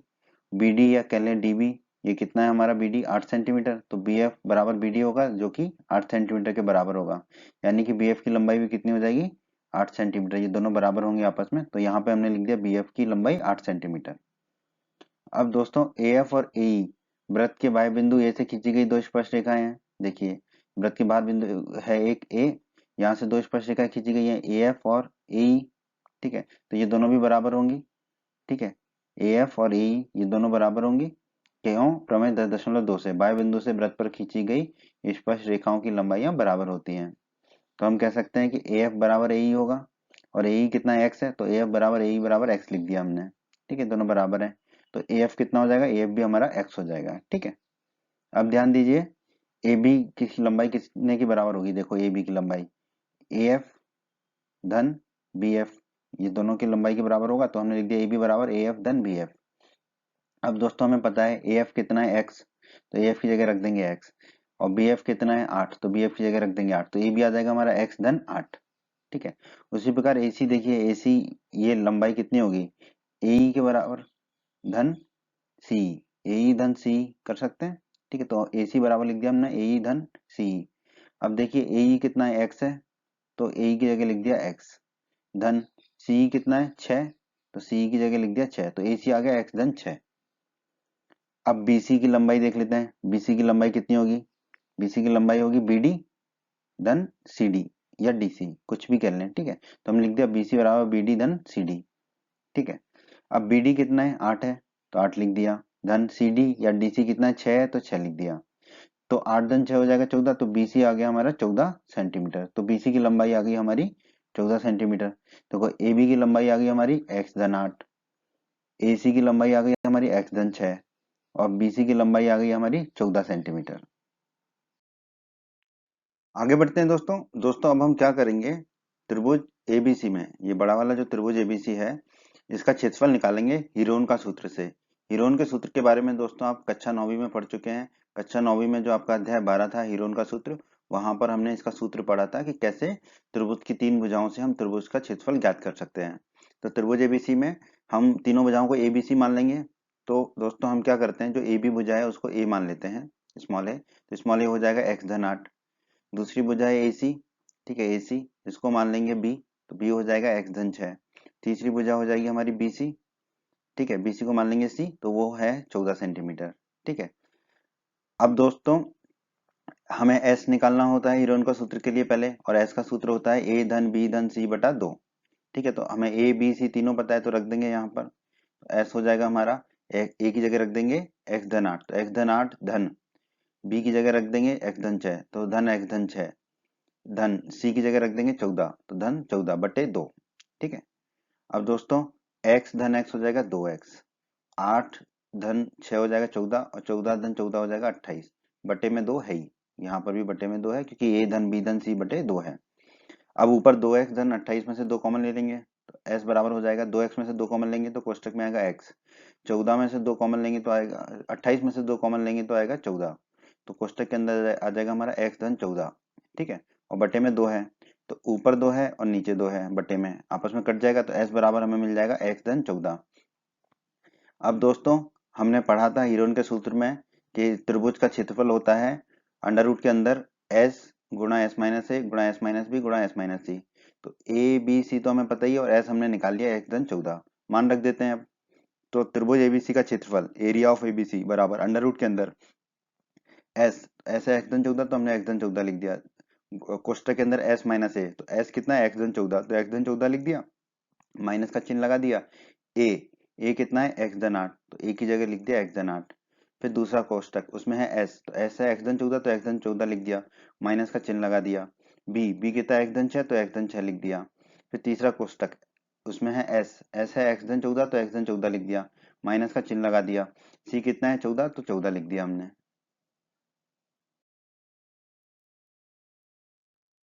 अब इसको हल कर लेते हैं दोस्तों। तो देखिए त्रिभुज एबीसी का क्षेत्रफल अंडर रूट के अंदर एक्स धन 14 को तो एक्स धन 14 ही लिख दिया हमने। अब ये देखिए ये एक्स है धनात्मक और ये ऋणात्मक एक्स है, ये आपस में कट जाएगा और 14 माइनस 8 कितना हो जाएगा दोस्तों 6, तो हमने लिख दिया 6। ठीक है, ये वाला 6। ठीक है, फिर ये इस दूसरे कोष्टक में देखिए ये धनात्मक एक्स है और ये ऋणात्मक एक्स है, ये आपस में कट जाएगा तो 14 माइनस 6 कितना बचेगा 8, तो हमने लिख दिया 8। ठीक है, अब तीसरे कोष्टक में देखिए यहाँ पर एक्स धन 14 माइनस 14, तो 14 में से 14 चला जाएगा तो कितना बचेगा एक्स, तो हमने लिख दिया एक्स। ठीक है, अब आगे बढ़ते हैं। तो त्रिभुज एबीसी का क्षेत्रफल कितना आ गया दोस्तों हमारा अंडर रूट के अंदर एक्स धन 14 और 6 गुणा 8 कितना हो जाएगा 48, और गुणा एक्स तो गुणा एक्स लिख दिया सेंटीमीटर स्क्वायर। ठीक है, क्योंकि सभी विमाएं हमें सेंटीमीटर में दे रखी हैं, सभी लंबाइयां सेंटीमीटर में दे रखी हैं। अब दोस्तों हम क्या करेंगे, ठीक है त्रिभुज एबीसी का क्षेत्रफल तो हमने निकाल लिया, ठीक है वो लिख दिया हमने, इसका प्रयोग अब हम आगे करेंगे। तो आगे बढ़ने के लिए हम क्या करेंगे ओ ए को मिला देंगे। ठीक है, ओ ए को मिला दिया, ओबी को मिला देंगे, ओबी को मिला दिया और ओसी को मिला देंगे। ठीक है, इसको मिला दिया, रचना कर लिया हमने।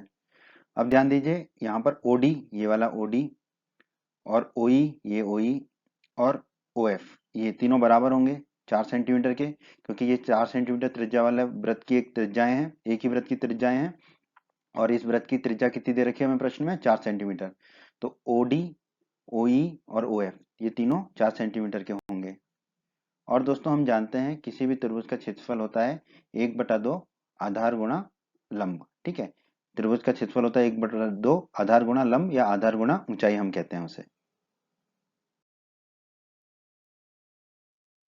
आगे बढ़ते हैं दोस्तों। अब हम त्रिभुज के क्षेत्रफल बराबर 1/2 गुणा आधार गुणा लंब का प्रयोग करेंगे। ठीक है, तो त्रिभुज ओबीसी का क्षेत्रफल, त्रिभुज ओबीसी ये नीले रंग का त्रिभुज है, इसका क्षेत्रफल क्या होगा, इसका आधार 1/2 गुणा आधार गुणा लंब। ठीक है, तो 1/2 लिख दिया, आधार क्या होगा इसका दोस्तों बीसी, तो आधार हमने बीसी ले लिया, तो बीसी पर लंब क्या होगा ओडी। ठीक है, तो हमने लिख दिया त्रिभुज ओबीसी का क्षेत्रफल बराबर 1/2 गुणा आधार की जगह बीसी गुणा लंब की जगह ओडी। ठीक है, अब हम इनके मान रख देंगे तो त्रिभुज ओबीसी का क्षेत्रफल आ जाएगा 1/2, बीसी कितना है दोस्तों 8 धन 6 14, 14 है गुणा ओडी, ओडी क्या है वृत्त की त्रिज्या है, यहाँ पे भी लिखा हुआ है ओडी, तो वृत्त की त्रिज्या कितनी है 4 सेंटीमीटर, तो ओडी की जगह रख दिया हमने 4 सेंटीमीटर। अब 14 गुणा 4 हो गया 56, तो ये आ गया 1/2 गुणा 56, 56 में 2 का भाग देंगे तो आ जाएगा 28, तो त्रिभुज ओबीसी का क्षेत्रफल आ जाएगा 28 सेंटीमीटर स्क्वायर। अब बात कर लेते हैं त्रिभुज ओएबी के क्षेत्रफल की। तो त्रिभुज ओएबी ये वाला त्रिभुज है बैगनी रंग वाला। ठीक है, इसमें हमने आधार मान लिया है एबी को। ठीक है, ये एबी आधार हो गया है। ठीक है, तो इस आधार पर लंब क्या होगा ओ एफ। ठीक है, तो त्रिभुज ओएबी का क्षेत्रफल हो जाएगा 1/2 गुणा आधार गुणा लंब यानी कि आधार एबी गुणा लंब यानी कि ओ एफ। अब मान रख देते हैं, तो त्रिभुज ओएबी का क्षेत्रफल बराबर 1/2 को 1/2 लिखा। ए बी कितना हो जाएगा, x धन 8, तो ए बी है x धन 8 गुणा ओ एफ। ओ एफ क्या है, वृत्त की त्रिज्या। ठीक है, यहाँ पर भी देखिए ओ एफ की जगह रख देंगे 4 सेंटीमीटर। ठीक है, अब 4 में 2 का भाग देंगे तो 2 बचेगा। तो त्रिभुज ए बी का क्षेत्रफल आ जाएगा x धन 8 गुणा 2। इस 4 में ये 2 का भाग चला जाएगा। ठीक है, अब इसको हल कर लेते हैं थोड़ा सा। ठीक है, तो त्रिभुज ए बी का क्षेत्रफल कितना आ जाएगा, x गुणा 2 हो जाएगा 2x धन 8 गुणा 2 हो जाएगा 16। तो ये हो जाएगा 2x धन 16 सेंटीमीटर स्क्वायर।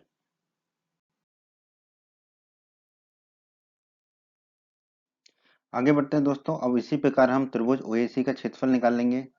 तो ये है त्रिभुज ओएसी, लाल रंग से दिखाया है हमने। ठीक है, क्या होगा, त्रिभुज के क्षेत्रफल के सूत्र से 1/2 गुणा आधार गुणा लंब। तो यहाँ पे आधार हम ले लेंगे एसी। ठीक है, एसी को आधार ले लेंगे, तो एसी गुणा एसी पर लंब क्या होगा दोस्तों, ओई। ठीक है, अब इनके मान रख देते हैं। तो त्रिभुज ओएसी का क्षेत्रफल हो जाएगा 1/2। एसी का मान कितना होगा दोस्तों, एसी होगा x धन 6, तो लिख दिया x धन 6 गुणा ओई। ओई क्या, वृत्त की त्रिज्या है। ठीक है, वो हो जाएगा 4 सेंटीमीटर। ठीक है, ओई जो है वृत्त की त्रिज्या है 4 सेंटीमीटर, तो ओई की जगह रख देंगे 4। अब इस 4 में से इस 2 का भाग देंगे तो ऊपर 2 बचेगा, नीचे कुछ नहीं बचेगा। तो त्रिभुज ओएसी का क्षेत्रफल आ जाएगा x धन 6 गुणा 2।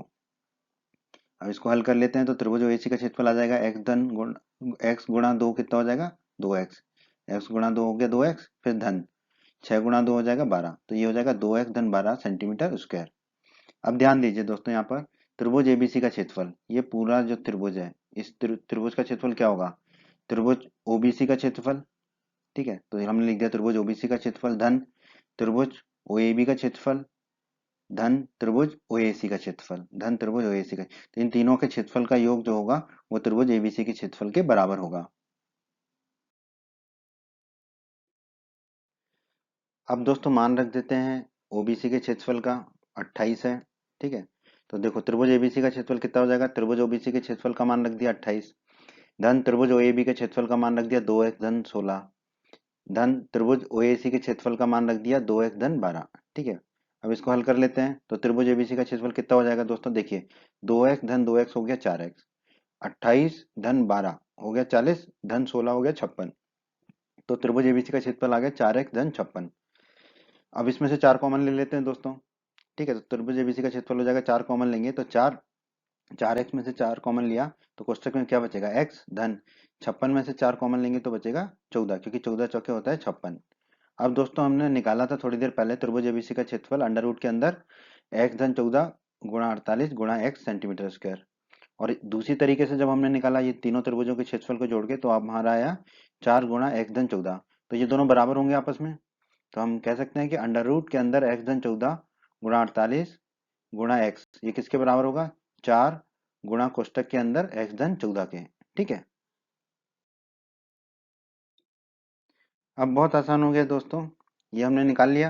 अब अंडर रूट को हमें हटाना है तो दोनों तरफ वर्ग ले लेते हैं। ठीक है, तो अंडर रूट का वर्ग करेंगे तो अंडर रूट हट जाएगा, तो बचेगा x धन 14 गुणा 48 गुणा x बराबर, दाईं तरफ वर्ग लेंगे तो 4 का वर्ग गुणा x धन 14 का वर्ग। अब देखिए बाईं तरफ को तो हमने वैसे ही रख दिया, 4 का वर्ग हो जाएगा 16 और x धन 14 के वर्ग को लिख सकते हैं हम x धन 14 गुणा x धन 14। ऐसा क्यों किया, क्योंकि देखो बाईं तरफ एक x धन 14 है और दाईं तरफ 2 बार है x धन 14, तो एक x धन 14 कट जाएगा आपस में। ठीक है, तो हमें क्या बचेगा, 48x बराबर 16 गुणा x धन 14 ये मिलेगा। तो हमने लिख दिया 48x बराबर 16 गुणा x धन 14। अब दोस्तों 48 में 16 का भाग देंगे तो 3 रह जाएगा यहाँ पर, तो ये रह जाएगा 3x और ये 16 चला जाएगा, तो दाईं तरफ क्या रह जाएगा, x धन 14। अब इस x को बाईं तरफ ले जाएंगे तो ऋण का x हो जाएगा, तो बाईं तरफ होगा 3x माइनस एक्स बराबर 14, दाईं तरफ से 14 रह जाएगा। अब 3x में से x घटाएंगे तो बचेगा 2x, तो 2x बराबर 14 आ जाएगा। ठीक है, अब 14 में 2 का भाग देंगे तो x बराबर हमें कितना मिल जाएगा, 7। ठीक है, अब दोस्तों याद कीजिए हमें निकालना क्या है, हमें निकालना है भुजाएं AB और AC की लंबाइयाँ। ठीक है, AB की लंबाई कितनी है दोस्तों, AB की है x धन 8, देखिए x धन 8 है AB की लंबाई। अब हमने x निकाल लिया तो मान रख देते हैं, तो AB हो जाएगा x की जगह रख देंगे 7, 7 धन 8, 7 धन 8 होता है 15, तो AB की लंबाई आ जाएगी हमारी 15 सेंटीमीटर। तो एक तो ये उत्तर हो गया हमारा, AB बराबर 15 सेंटीमीटर। ठीक है, जो निकालना था। और क्या निकालना था, AC। AC कितना होगा दोस्तों, x धन 6। ठीक है, x हमने निकाल लिया 7। ठीक है, तो मान रख देते हैं। तो AC बराबर हो जाएगा, x की जगह 7 रख देंगे तो 7 धन 6, 7 धन 6 होता है 13, तो AC की लंबाई आ जाएगी हमारी 13 सेंटीमीटर। तो वो भी निकाल लिया हमने। यही दोनों चीजें निकालनी थी, तो हमारा उत्तर क्या होगा, AB बराबर 15 सेंटीमीटर और AC बराबर 13 सेंटीमीटर। यही हमारे इस प्रश्न का उत्तर है दोस्तों। प्रश्न 13 में दोस्तों हमसे कहा गया है, सिद्ध कीजिए कि वृत्त के परिघत बनी चतुर्भुज की आमने सामने की भुजाएं केंद्र पर संपूरक कोण अंतरित करती हैं। तो दोस्तों पहले तो इस प्रश्न को समझा देता हूं मैं आपको, ठीक है। तो सबसे पहले आप समझ लीजिए संपूरक कोण क्या होते हैं। संपूरक कोण के बारे में कक्षा 9 में आपने पढ़ा होगा। संपूरक कोण उन कोणों का योग होता है जो कि 180 डिग्री हो। जिन कोणों का योग 180 डिग्री होता है उन कोणों को हम कहते हैं संपूरक कोण, ठीक है। अब बात आती है कि इसमें व्रत की बात की गई है, तो हम मान लेते हैं कि केंद्र O वाला एक व्रत है, ठीक है। केंद्र O वाला एक व्रत बना लिया। अभी प्रश्न को समझेंगे धीरे धीरे हम। फिर क्या कहा गया है, व्रत के परिघत बना चतुर्भुज, ठीक है। तो मान लेते हैं कि व्रत के परिघत ABCD एक चतुर्भुज है, ठीक है। अब बात आती है कि परिघत क्या होता है, ठीक है। परिघत का मतलब समझ लेते हैं। परिघत का मतलब है यहाँ पर कि व्रत के परिघत जो भी चीज खींची हमने उसकी सभी भुजाएं व्रत को स्पर्श करें। तो यहाँ पर व्रत के परिघत हमने चतुर्भुज खींचा है। चतुर्भुज में होती है 4 भुजाएं। इसका मतलब चतुर्भुज ABCD की चारों भुजाएं जो है व्रत को स्पर्श करेंगी, ठीक है। अब व्रत को चारों भुजाएं चतुर्भुज ABCD की स्पर्श तो कर रही हैं, तो हम मान लेते हैं कि P, Q, R और S व्रत के परिघत स्पर्श चतुर्भुज के स्पर्श बिंदु हैं, ठीक है। तो A और B भुजा का स्पर्श बिंदु मान लेते हैं P, B और C भुजा का स्पर्श बिंदु मान लेते हैं Q, C और D भुजा का स्पर्श बिंदु मान लेते हैं R, और A और D भुजा का स्पर्श बिंदु मान लेते हैं S, ठीक है। स्पर्श बिंदु वह बिंदु होता है जहां पर भुजा व्रत को स्पर्श करती है, ठीक है। इसके बारे में हम अध्याय 10 के परिचय के वीडियो में पढ़ चुके हैं। यदि आपने हमारे अध्याय 10 के परिचय का वीडियो नहीं देखा है तो उसे अवश्य देख लें। अब हम क्या करेंगे, A, B, C और D को केंद्र O से मिला देते हैं, ठीक है। तो शीर्ष A को केंद्र O से मिला दिया, फिर शीर्ष B को केंद्र O से मिला दिया, शीर्ष C को केंद्र O से मिला दिया और शीर्ष D को केंद्र O से मिला दिया, ठीक है। ये हमने रचना कर ली, ठीक है। अब हमें जो क्या सिद्ध करना है उसके बारे में चर्चा कर लेते हैं। हमें सिद्ध करना है व्रत के परिघत बनी चतुर्भुज, ठीक है। तो व्रत के परिघत चतुर्भुज बना लिया कि आमने सामने की भुजाएं। अब यहाँ पर देखिए आमने सामने की भुजाएं कौन कौन सी, AB और CD हैं और BC और AD हैं।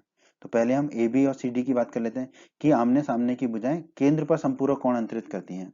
इसका मतलब है कि AB और CD जो आमने सामने की भुजाएं वो केंद्र पर संपूरक कोण अंतरित करेंगी। AB केंद्र पर कौन सा कोण अंतरित कर रही है, AB जो है केंद्र पर कोण AOB अंतरित कर रही है, जैसे हमने लाल रंग से दिखाया है, ठीक है। और CD केंद्र पर कौन सा कोण अंतरित कर रही है, CD COD कोण अंतरित कर रही है, जिसको हमने लाल रंग से दिखाया है, ठीक है। तो इस प्रश्न के अनुसार हमें सिद्ध करना है कि इन दोनों कोणों का योग 180 डिग्री होगा, या हमें सिद्ध करना है ये दोनों कोण संपूरक कोण होंगे। ये दोनों कोण संपूरक कोण होंगे, इसका मतलब इन दोनों कोणों का योग 180 डिग्री होगा। तो हमें सिद्ध करना है कोण AOB धन कोण COD बराबर 180 डिग्री होगा। चतुर्भुज में दो भुजाएं और हैं, AD और BC, ये भी आमने सामने की भुजाएं हैं। तो AD जो भुजा है वो कौन सा कोण बना रहा है केंद्र पर, कौन सा कोण अंतरित कर रहा है केंद्र पर, ठीक है, कोण AOD, जिसे हमने हरे रंग से दिखाया है। और BC भुजा कौन सा कोण बना रही है केंद्र पर, कोण BOC, जिसे हमने हरे रंग से दिखाया है। तो प्रश्न के अनुसार ये दोनों कोण, कोण AOD और कोण BOC संपूरक कोण होंगे। संपूरक कोण होंगे मतलब इन दोनों कोणों का योग 180 डिग्री होगा। तो हमें सिद्ध करना है कि कोण AOD धन कोण BOC, ये दोनों हरे कोण जो हैं वो 180 डिग्री के होंगे, ठीक है। तो ये था प्रश्न कि हमें क्या दिया गया है और हमें क्या सिद्ध करना है। अब हम प्रश्न को हल करते हैं। तो इस प्रश्न को हल करने के लिए जो हमें आवश्यकता होगी वो होगी प्रमेय 10.2 की। प्रमेय 10.2 का हमारे एक अलग से वीडियो है, उसे आप अवश्य देखें। उस वीडियो में हमने सिद्ध किया था कि बाह्य बिंदु से वृत्त पर खींची गई स्पर्श रेखाओं की लंबाइयां बराबर होती हैं। तो अब हम इस प्रमेय का प्रयोग करेंगे इस प्रश्न को हल करने के लिए। तो आइए दोस्तों प्रमेय 10.2 का प्रयोग करते हैं। तो दोस्तों यहाँ पर ध्यान दीजिए, AP और AS वृत्त के बाह्य बिंदु A से खींची गई दो स्पर्श रेखाएं हैं। वृत्त का बाह्य बिंदु A हो गया, इससे दो स्पर्श रेखाएं खींची हैं AP और AS, ये दो स्पर्श रेखाएं होंगी, ठीक है। तो प्रमेय 10.2 के अनुसार AP और AS की लंबाई बराबर होगी। AP और AS बराबर लंबाई क्यों होंगे, क्योंकि वृत्त के किसी बाह्य बिंदु से खींची गई स्पर्श रेखाओं की लंबाइयां बराबर होती हैं। तो AP और AS बराबर होंगे, इसे मान लेते हैं हम समीकरण 1। उसी प्रकार दोस्तों BP और BQ वृत्त के बाह्य बिंदु B से खींची गई दो स्पर्श रेखाएं हैं। B जो है वृत्त का बाह्य बिंदु है, इससे दो स्पर्श रेखा जा रही है BP और BQ, ठीक है। तो प्रमेय 10.2 के अनुसार ये दोनों बराबर होंगी, BP बराबर BQ होगा। इसे दोस्तों हम मान लेंगे समीकरण 2। ठीक इसी प्रकार दोस्तों CR और CQ वृत्त के बाह्य बिंदु C से खींची गई दो स्पर्श रेखाएं हैं। C जो है वृत्त का बाह्य बिंदु है, इससे दो स्पर्श रेखाएं खींची गई हैं CR और CQ, ठीक है, सी आर और सी क्यू। तो ये दोनों आपस में बराबर होंगी, प्रमेय 10.2 से सी आर बराबर सी क्यू होगा। ठीक है, इन दोनों की लंबाई बराबर होगी आपस में, इसे हम कह देंगे दोस्तों समीकरण 3। ठीक, इसी प्रकार दोस्तों डी आर और डी एस वृत्त के बाह्य बिंदु डी से खींची गई दो स्पर्श रेखाएं हैं। डी जो है वृत्त का बाह्य बिंदु है, इससे दो स्पर्श रेखाएं जा रही हैं, डी आर और डी एस। तो प्रमेय 10.2 के अनुसार ये दोनों आपस में बराबर होंगी, डी आर बराबर डी एस होगा, दोनों की लंबाई आपस में बराबर होगी। इसे कह देंगे दोस्तों हम समीकरण 4।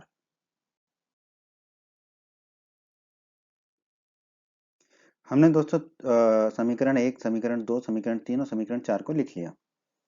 अब स्पर्श बिंदुओं P, Q, R और S को केंद्रों से मिलाइए।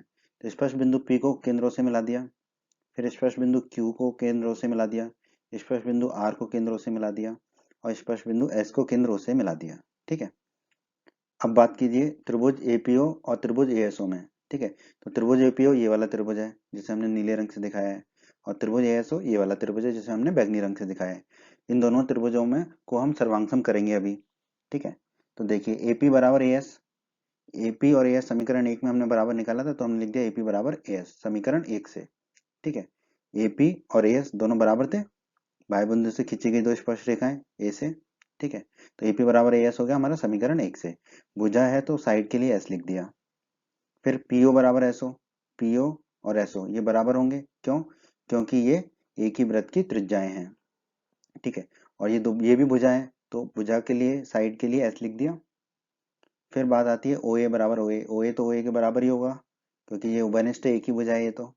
ठीक है, और ये भी भुजा है तो साइड के लिए S लिख दिया। अब SSS के नियम से ये दोनों त्रिभुज हो जाएंगे सर्वांग। ठीक है, तो हम SSS के नियम से दोनों त्रिभुजों को सर्वांग लिख सकते हैं। ठीक है, क्रम की बात कर लेते हैं। तो क्रम क्या होता है, अगर SSS का नियम लगा है तो तीनों भुजाओं के पहला पहला अक्षर पकड़ लेंगे। तो APO जिसे लाल रंग से दिखाया हमने, तो त्रिभुज APO सर्वांग होगा, दाईं तरफ भी पहला पहला अक्षर जो लाल रंग से दिखाया हमने ASO, तो त्रिभुज APO सर्वांग होगा त्रिभुज ASO के। अब अगर ये दोनों त्रिभुज सर्वांग हैं तो इनके संगत भाग बराबर होंगे। अगर संगत भाग बराबर है मतलब कि संगत कोण भी बराबर होंगे, जिसे हम अंग्रेजी में कहते हैं CPCT। तो CPCT के नियम से कोण AOP बराबर होगा कोण AOS के। अब कैसे, देखो पहले अक्षर को तो पहले लिख दिया A को, और फिर दूसरे तीसरे अक्षर को आपस में बदल दिया, तो ये हो गया कोण AOP। ठीक है, तो दाईं तरफ भी वैसे ही करना पड़ेगा, तो पहला अक्षर A है तो A को ऐसे ही लिख दिया, SO को आपस में बदल देंगे तो हो जाएगा OS। तो कोण AOP बराबर हो जाएगा कोण AOS, कोण AOP बराबर कोण AOS। कोण AOP ये वाला कोण है और कोण AOS ये वाला कोण है।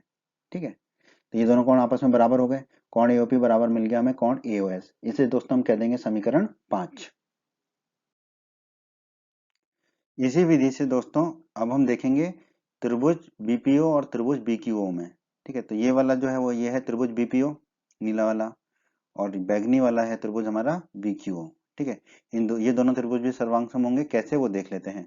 BP बराबर BQ, देखिए समीकरण 2 में BP बराबर BQ हमने निकाला था, तो हमने लिख दिया BP बराबर BQ समीकरण 2 से। BP और BQ आपस में बराबर होंगे, और ये भुजा है तो साइड के लिए S लिख दिया। फिर PO बराबर QO, PO और QO क्या है, वृत्त की त्रिज्याएं हैं, तो ये दोनों आपस में बराबर होंगी, तो हमने लिख दिया कारण एक ही वृत्त की त्रिज्याएं हैं तो आपस में बराबर होंगी। तो ये भी भुजाएं हैं तो S लिख दिया साइड के लिए। फिर OB तो OB के बराबर होगा क्योंकि ये उभयनिष्ठ है। ठीक है, तो OB OB के बराबर हो गया। ठीक है, ये भी भुजा है तो S लिख दिया साइड के लिए। तो अब SSS के नियम से ये दोनों त्रिभुज हो जाएंगे सर्वांग सम, तो हमने लिख दिया SSS के नियम से दोनों त्रिभुज हो गए सर्वांग सम। क्रम क्या होगा, SSS का नियम लगा है भुजा भुजा भुजा का, तो तीनों भुजाओं का पहला पहला अक्षर पकड़ लेते हैं, तो लाल रंग से दिखा रखा है हमने, तो BPO, तो त्रिभुज BPO सर्वांग सम होगा, दाईं तरफ भी पहला पहला अक्षर पकड़ लिए लाल रंग वाला, तो त्रिभुज BQO, तो त्रिभुज BPO सर्वांग सम होगा त्रिभुज BQO के। और तो ये दोनों त्रिभुज हो गए दोस्तों सर्वांग सम। और हम जानते हैं यदि दो त्रिभुज सर्वांग है तो उनके संगत भाग बराबर होते हैं, जिसे हम लिखते हैं CPCT। तो इसका मतलब है इन दोनों त्रिभुजों के संगत कोण भी बराबर होंगे। अब बात आती है क्रम की, कोण का क्रम क्या होगा। देखो पहला अक्षर तो वैसे ही रखा B, फिर दूसरे तीसरे अक्षर को आपस में बदल दिया, तो PO का हो गया OP, तो कोण BOP बराबर, दाईं तरफ भी वैसे ही करना पड़ेगा, पहला अक्षर वही लिखा B, फिर QO को आपस में बदल दिया तो हो गया OQ, तो कोण BOP बराबर आ गया हमारा कोण BOQ। ठीक है, कोण BOP ये वाला कोण है लाल वाला, और कोण BOQ हमारा है ये हरा वाला कोण। ये दोनों कोण आपस में बराबर होंगे, इसे हम कह देंगे दोस्तों समीकरण 6। कोण BOP बराबर कोण BOQ को कह देंगे समीकरण 6। उसी प्रकार दोस्तों बात कर लेते हैं त्रिभुज सीआरओ और त्रिभुज सीक्यूओ में। ठीक है, तो ये है दोस्तों त्रिभुज सीआरओ, नीले रंग से दिखाया है हमने। ठीक है, और ये है हमारा त्रिभुज सीक्यूओ, जिसे बैंगनी रंग से दिखाया है। अब ये दोनों त्रिभुज सर्वांग सम होंगे, उसको हम देख लेते हैं कैसे। सी आर बराबर सी क्यू, सी आर और सी क्यू बराबर है, हमने समीकरण 3 में निकाला था, तो हमने लिख दिया सी आर और सी क्यू आपस में बराबर है। ठीक है, भुजा है तो साइड के लिए एस लिख दिया। ठीक है, फिर आर ओ बराबर क्यू ओ, आर ओ और क्यू ओ ये आपस में बराबर होंगे। क्यों? क्योंकि ये वृत्त की त्रिज्याएं हैं, तो हमने लिख दिया एक ही वृत्त की त्रिज्याएं हैं। और भुजाएं हैं तो साइड के लिए एस लिख दिया। फिर ओ सी बराबर ओ सी, ओ सी तो ओ सी के बराबर ही होगा, उभयनिष्ठ भुजा एक ही भुजा है ये, तो ये उभयनिष्ठ है। ठीक है, ये भुजा है तो इसके लिए भी साइड के लिए एस लिख दिया। तो अब एस एस एस के नियम से ये दोनों त्रिभुज हो जाएंगे सर्वांग सम, एस एस के नियम से। अब एस एस एस के नियम से दोनों त्रिभुज सर्वांग सम हुए तो क्रम क्या होगा? तीनों भुजाओं का पहला पहला अक्षर पकड़ लेते हैं। ठीक है, तो लाल रंग से दिखा रखा है हमने, तो हो जाएगा त्रिभुज सी आर ओ सर्वांग सम, दाईं तरफ त्रिभुज सी क्यू ओ के। ठीक है, तो ये दोनों त्रिभुज हो गए हमारे सर्वांग सम, त्रिभुज सी आर ओ और त्रिभुज सी क्यू ओ। अब ये दोनों त्रिभुज सर्वांग सम हो गए तो इनके संगत भाग बराबर होंगे, अर्थात संगत कोण भी बराबर होंगे, जिसे हम अंग्रेजी में कहते हैं सीपीसीटी। तो सीपीसीटी से इनके संगत कोण बराबर होंगे। अब देखिए क्रम क्या होगा, पहला अक्षर तो वैसे ही लिखा सी, दूसरे तीसरे अक्षर को आपस में बदल दिया तो आर ओ का हो जाएगा ओ आर। तो कौन सी ओ आर बराबर, दाएं तरफ भी वही करना पड़ेगा, पहला अक्षर तो सी लिखा और आखिरी के दोनों अक्षरों को आपस में बदल दिया, तो क्यू ओ का हो गया ओ क्यू। तो कौन सी ओ आर बराबर कौन सी ओ क्यू, कौन सी ओ आर ये वाला कौन है जिसे हमने लाल रंग से दिखाया है, और कौन सी ओ क्यू ये वाला कौन है जिसे हमने हरे रंग से दिखाया है। ठीक है, ये दोनों कोण आपस में बराबर होंगे, कौन सी ओ आर बराबर कौन सी ओ क्यू, इसे कह देंगे हम समीकरण 7। अब दोस्तों त्रिभुज डीआरओ और त्रिभुज डीएसओ में। ठीक है, तो ये है त्रिभुज डीआरओ जिसे हमने नीले रंग से दिखाया है, त्रिभुज डीआरओ, और ये है त्रिभुज डीएसओ जिसे हमने बैंगनी रंग से दिखाया है। ठीक है, ये दोनों त्रिभुज सर्वांग सम होंगे, कैसे देख लेते हैं। डी आर बराबर डी एस समीकरण 4 से, समीकरण 4 में हमने निकाला था डी आर बराबर डी एस। ठीक है, समीकरण 4 में हमने निकाला था। ठीक है, तो डी आर और डी एस बराबर है। ठीक है, और ये भुजा है तो साइड के लिए एस लिख दिया। फिर आर ओ बराबर एस ओ, आर ओ और एसओ ये आपस में बराबर होंगे, ये दोनों वृत्त की त्रिज्याएं हैं। ठीक है, तो एक ही वृत्त की त्रिज्याएं हैं तो बराबर होंगी आर ओ और एसओ, और ये भी भुजा है तो साइड के लिए एस लिख दिया हमने। फिर ओडी तो ओडी के बराबर ही होगा, क्योंकि ये एक ही भुजा है, उभयनिष्ठ भुजा है, तो ओडी बराबर ओडी कारण उभयनिष्ठ भुजा। ठीक है, अब ये भुजा है तो साइड के लिए एस लिख दिया हमने। ठीक है, अब एस एस एस के नियम से ये दोनों त्रिभुज क्या हो जाएंगे? सर्वांग सम हो जाएंगे। अब एस एस एस के नियम से सर्वांग सम होंगे तो क्रम क्या होगा? तीनों भुजाओं का पहला पहला अक्षर जिसे हमने लाल रंग से पहले से ही दिखा रखा है, तो हो जाएगा त्रिभुज डी आर ओ सर्वांग सम हो जाएगा त्रिभुज डी एस ओ के। अब ये दोनों त्रिभुज हो गए सर्वांग सम, डी आर ओ और डी एस ओ, तो इनके संगत भाग भी बराबर होंगे, अर्थात संगत कोण भी बराबर होंगे। ठीक है, तो सीपीसीटी कहते हैं अंग्रेजी में, तो सीपीसीटी से संगत कोण बराबर होंगे। क्रम क्या होगा? पहला अक्षर डी को तो वैसे ही लिखा, दूसरे तीसरे अक्षर को आपस में बदल दिए, तो आर ओ को लिख देंगे हम ओ आर बराबर कोण, दाईं तरफ भी पहले अक्षर को वही लिखा डी, फिर एस ओ दूसरे तीसरे अक्षर को आपस में बदल देंगे तो हो जाएगा ओ एस। तो कौन डी ओ आर बराबर हो जाएगा कौन डी ओ एस के। कौन डी ओ आर है जिसे हमने लाल रंग से दिखाया है अभी, और कौन डी ओ एस है जिसे हमने हरे रंग से दिखाया है, ये दोनों कोण आपस में बराबर हो जाएंगे। तो कौन डी ओ आर बराबर कौन डी ओ एस, इसे कह देंगे हम समीकरण 8। हमने समीकरण 5, 6, 7 और 8 को लिख लिया यहाँ पर। अब दोस्तों हम जानते हैं किसी भी बिंदु पर बने सभी कोणों का योग 360 डिग्री होता है, तो बिंदु O पर बने सभी कोणों का योग भी 360 डिग्री होगा। ठीक है, अब यहाँ पर ध्यान दीजिए, बिंदु O पर कौन कौन से कोण बन रहे हैं? कोण AOS, ये वाला कोण कोण AOS। ठीक है, तो कोण AOS लिखा, धन कोण AOP, ये वाला कोण AOP, कोण AOP। ठीक है, लिख दिया हमने। धन कोण BOP लिखा है, BOP ये वाला कोण है, कोण BOP। धन कोण BOQ लिखा है, BOQ ये वाला कोण है। धन कोण COQ लिखा है, COQ ये वाला कोण है। धन कोण COR लिखा है, COR ये वाला कोण है। धन कोण DOR लिखा है, DOR ये वाला कोण है। धन कोण DOS लिखा है, DOS ये वाला कोण है। ठीक है, सारे कोण हो गए, तो इन सभी कोणों का योग कितना होना चाहिए? 360 डिग्री होना चाहिए, लिख दिया हमने। अब ध्यान दीजिए, जितने भी हरे रंग से हमने दिखाए हैं कोण, उनको हम बदलेंगे। ठीक है, किसी दूसरे कोण में, कैसे? देखिए, कोण AOS समीकरण 5 में देखिए, कोण AOS किसके बराबर है? कोण AOP के। ठीक है, और हमने निकाला था कोण एओएस बराबर कोण एओपी, ये दोनों कोण आपस में बराबर है। तो समीकरण 5 में जो कोण एओएस निकाला था कोण एओपी के बराबर, तो यहाँ पे कोण एओएस को लिख देंगे हम कोण एओपी, धन कोण एओपी लाल रंग से उसको वैसे रहेंगे कोण एओपी, धन कोण बीओपी को धन कोण बीओपी लिखा, फिर धन कोण बीओक्यू। ठीक है, अब बीओक्यू कोण समीकरण 6 में देखिए किसके बराबर था, बीओपी के, तो हम कोण बीओपी को लिख देंगे कोण बीओपी के बराबर। ठीक है, कोण बीओक्यू और कोण बीओपी आपस में बराबर थे। ठीक है, तो वो लिख दिया हमने, कोण बीओक्यू की जगह लिख दिया कोण बीओपी समीकरण 6 से। समीकरण फिर कोण सीओक्यू, तो समीकरण 7 में देखिए कोण सीओक्यू किसके बराबर था, कोण सीओआर के, तो कोण सीओक्यू को हम लिख देंगे कोण सीओआर के बराबर। ठीक, और ये हमारा आया भी था कोण सीओक्यू और सीओआर बराबर आए थे कोण। ठीक है, तो कोण सीओक्यू को लिख दिया हमने कोण सीओआर के बराबर। फिर कोण सीओआर को कोण सीओआर लिखा, धन कोण डीओआर को धन कोण डीओआर लिखा, फिर धन कोण डीओएस। डीओएस समीकरण 8 में किसके बराबर आया था हमारा, कोण डीओआर के बराबर आया था। कोण डीओएस और कोण डीओआर आपस में बराबर आए थे। ठीक है, तो कोण डीओएस को हम लिख सकते हैं कोण डीओआर, तो कोण डीओएस को हमने लिख दिया कोण डीओआर बराबर हो गया 360 डिग्री।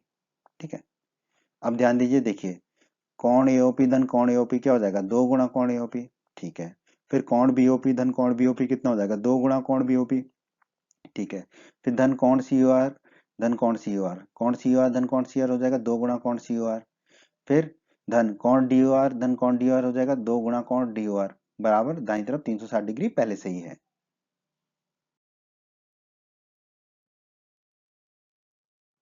अब इसको आगे हल कर लेते हैं दोस्तों। तो आप देखिए, कोण 2 गुणा कोण एओपी धन 2 गुणा कोण बीओपी, इन दोनों में 2 कॉमन ले लिया, तो कोष्टक के अंदर क्या आ जाएगा, कोण एओपी धन कोण बीओपी। फिर बाकी के दो कोणों को देख लेते हैं, 2 गुणा कोण सीओआर धन 2 गुणा कोण डीओआर, इसको मैं से भी 2 कॉमन ले लिया, तो कोष्टक में आ जाएगा कोण सीओआर धन कोण डीओआर बराबर 360 डिग्री है। ठीक है, अब ध्यान दीजिए, 2 को तो 2 ही लिखा हमने, कोण एओपी धन कोण बीओपी, कोण एओपी धन कोण बीओपी, इन दोनों कोणों को जोड़ देंगे तो कोण एओबी बन जाता है, तो कोण एओपी धन कोण बीओपी को लिख दिया हमने कोण एओबी। ठीक है, धन 2 को 2 लिखा, कोष्टक के अंदर है कोण सीओआर धन कोण डीओआर, तो देखिए कोण सीओआर और कोण डीओआर इन दोनों को जोड़ेंगे तो बन जाएगा कोण सीओडी, तो कोण सीओआर धन कोण डीओआर को लिख दिया हमने कोण सीओडी बराबर में है 360 डिग्री। अब इन दोनों में से भी 2 कॉमन ले लेंगे, 2 कॉमन आएगा तो हमारा कोष्टक के अंदर क्या बचेगा, कोण एओबी धन कोण सीओडी बराबर 360 डिग्री। ठीक है, अब 360 डिग्री में 2 का भाग देंगे इसका, तो बचेगा 180 डिग्री।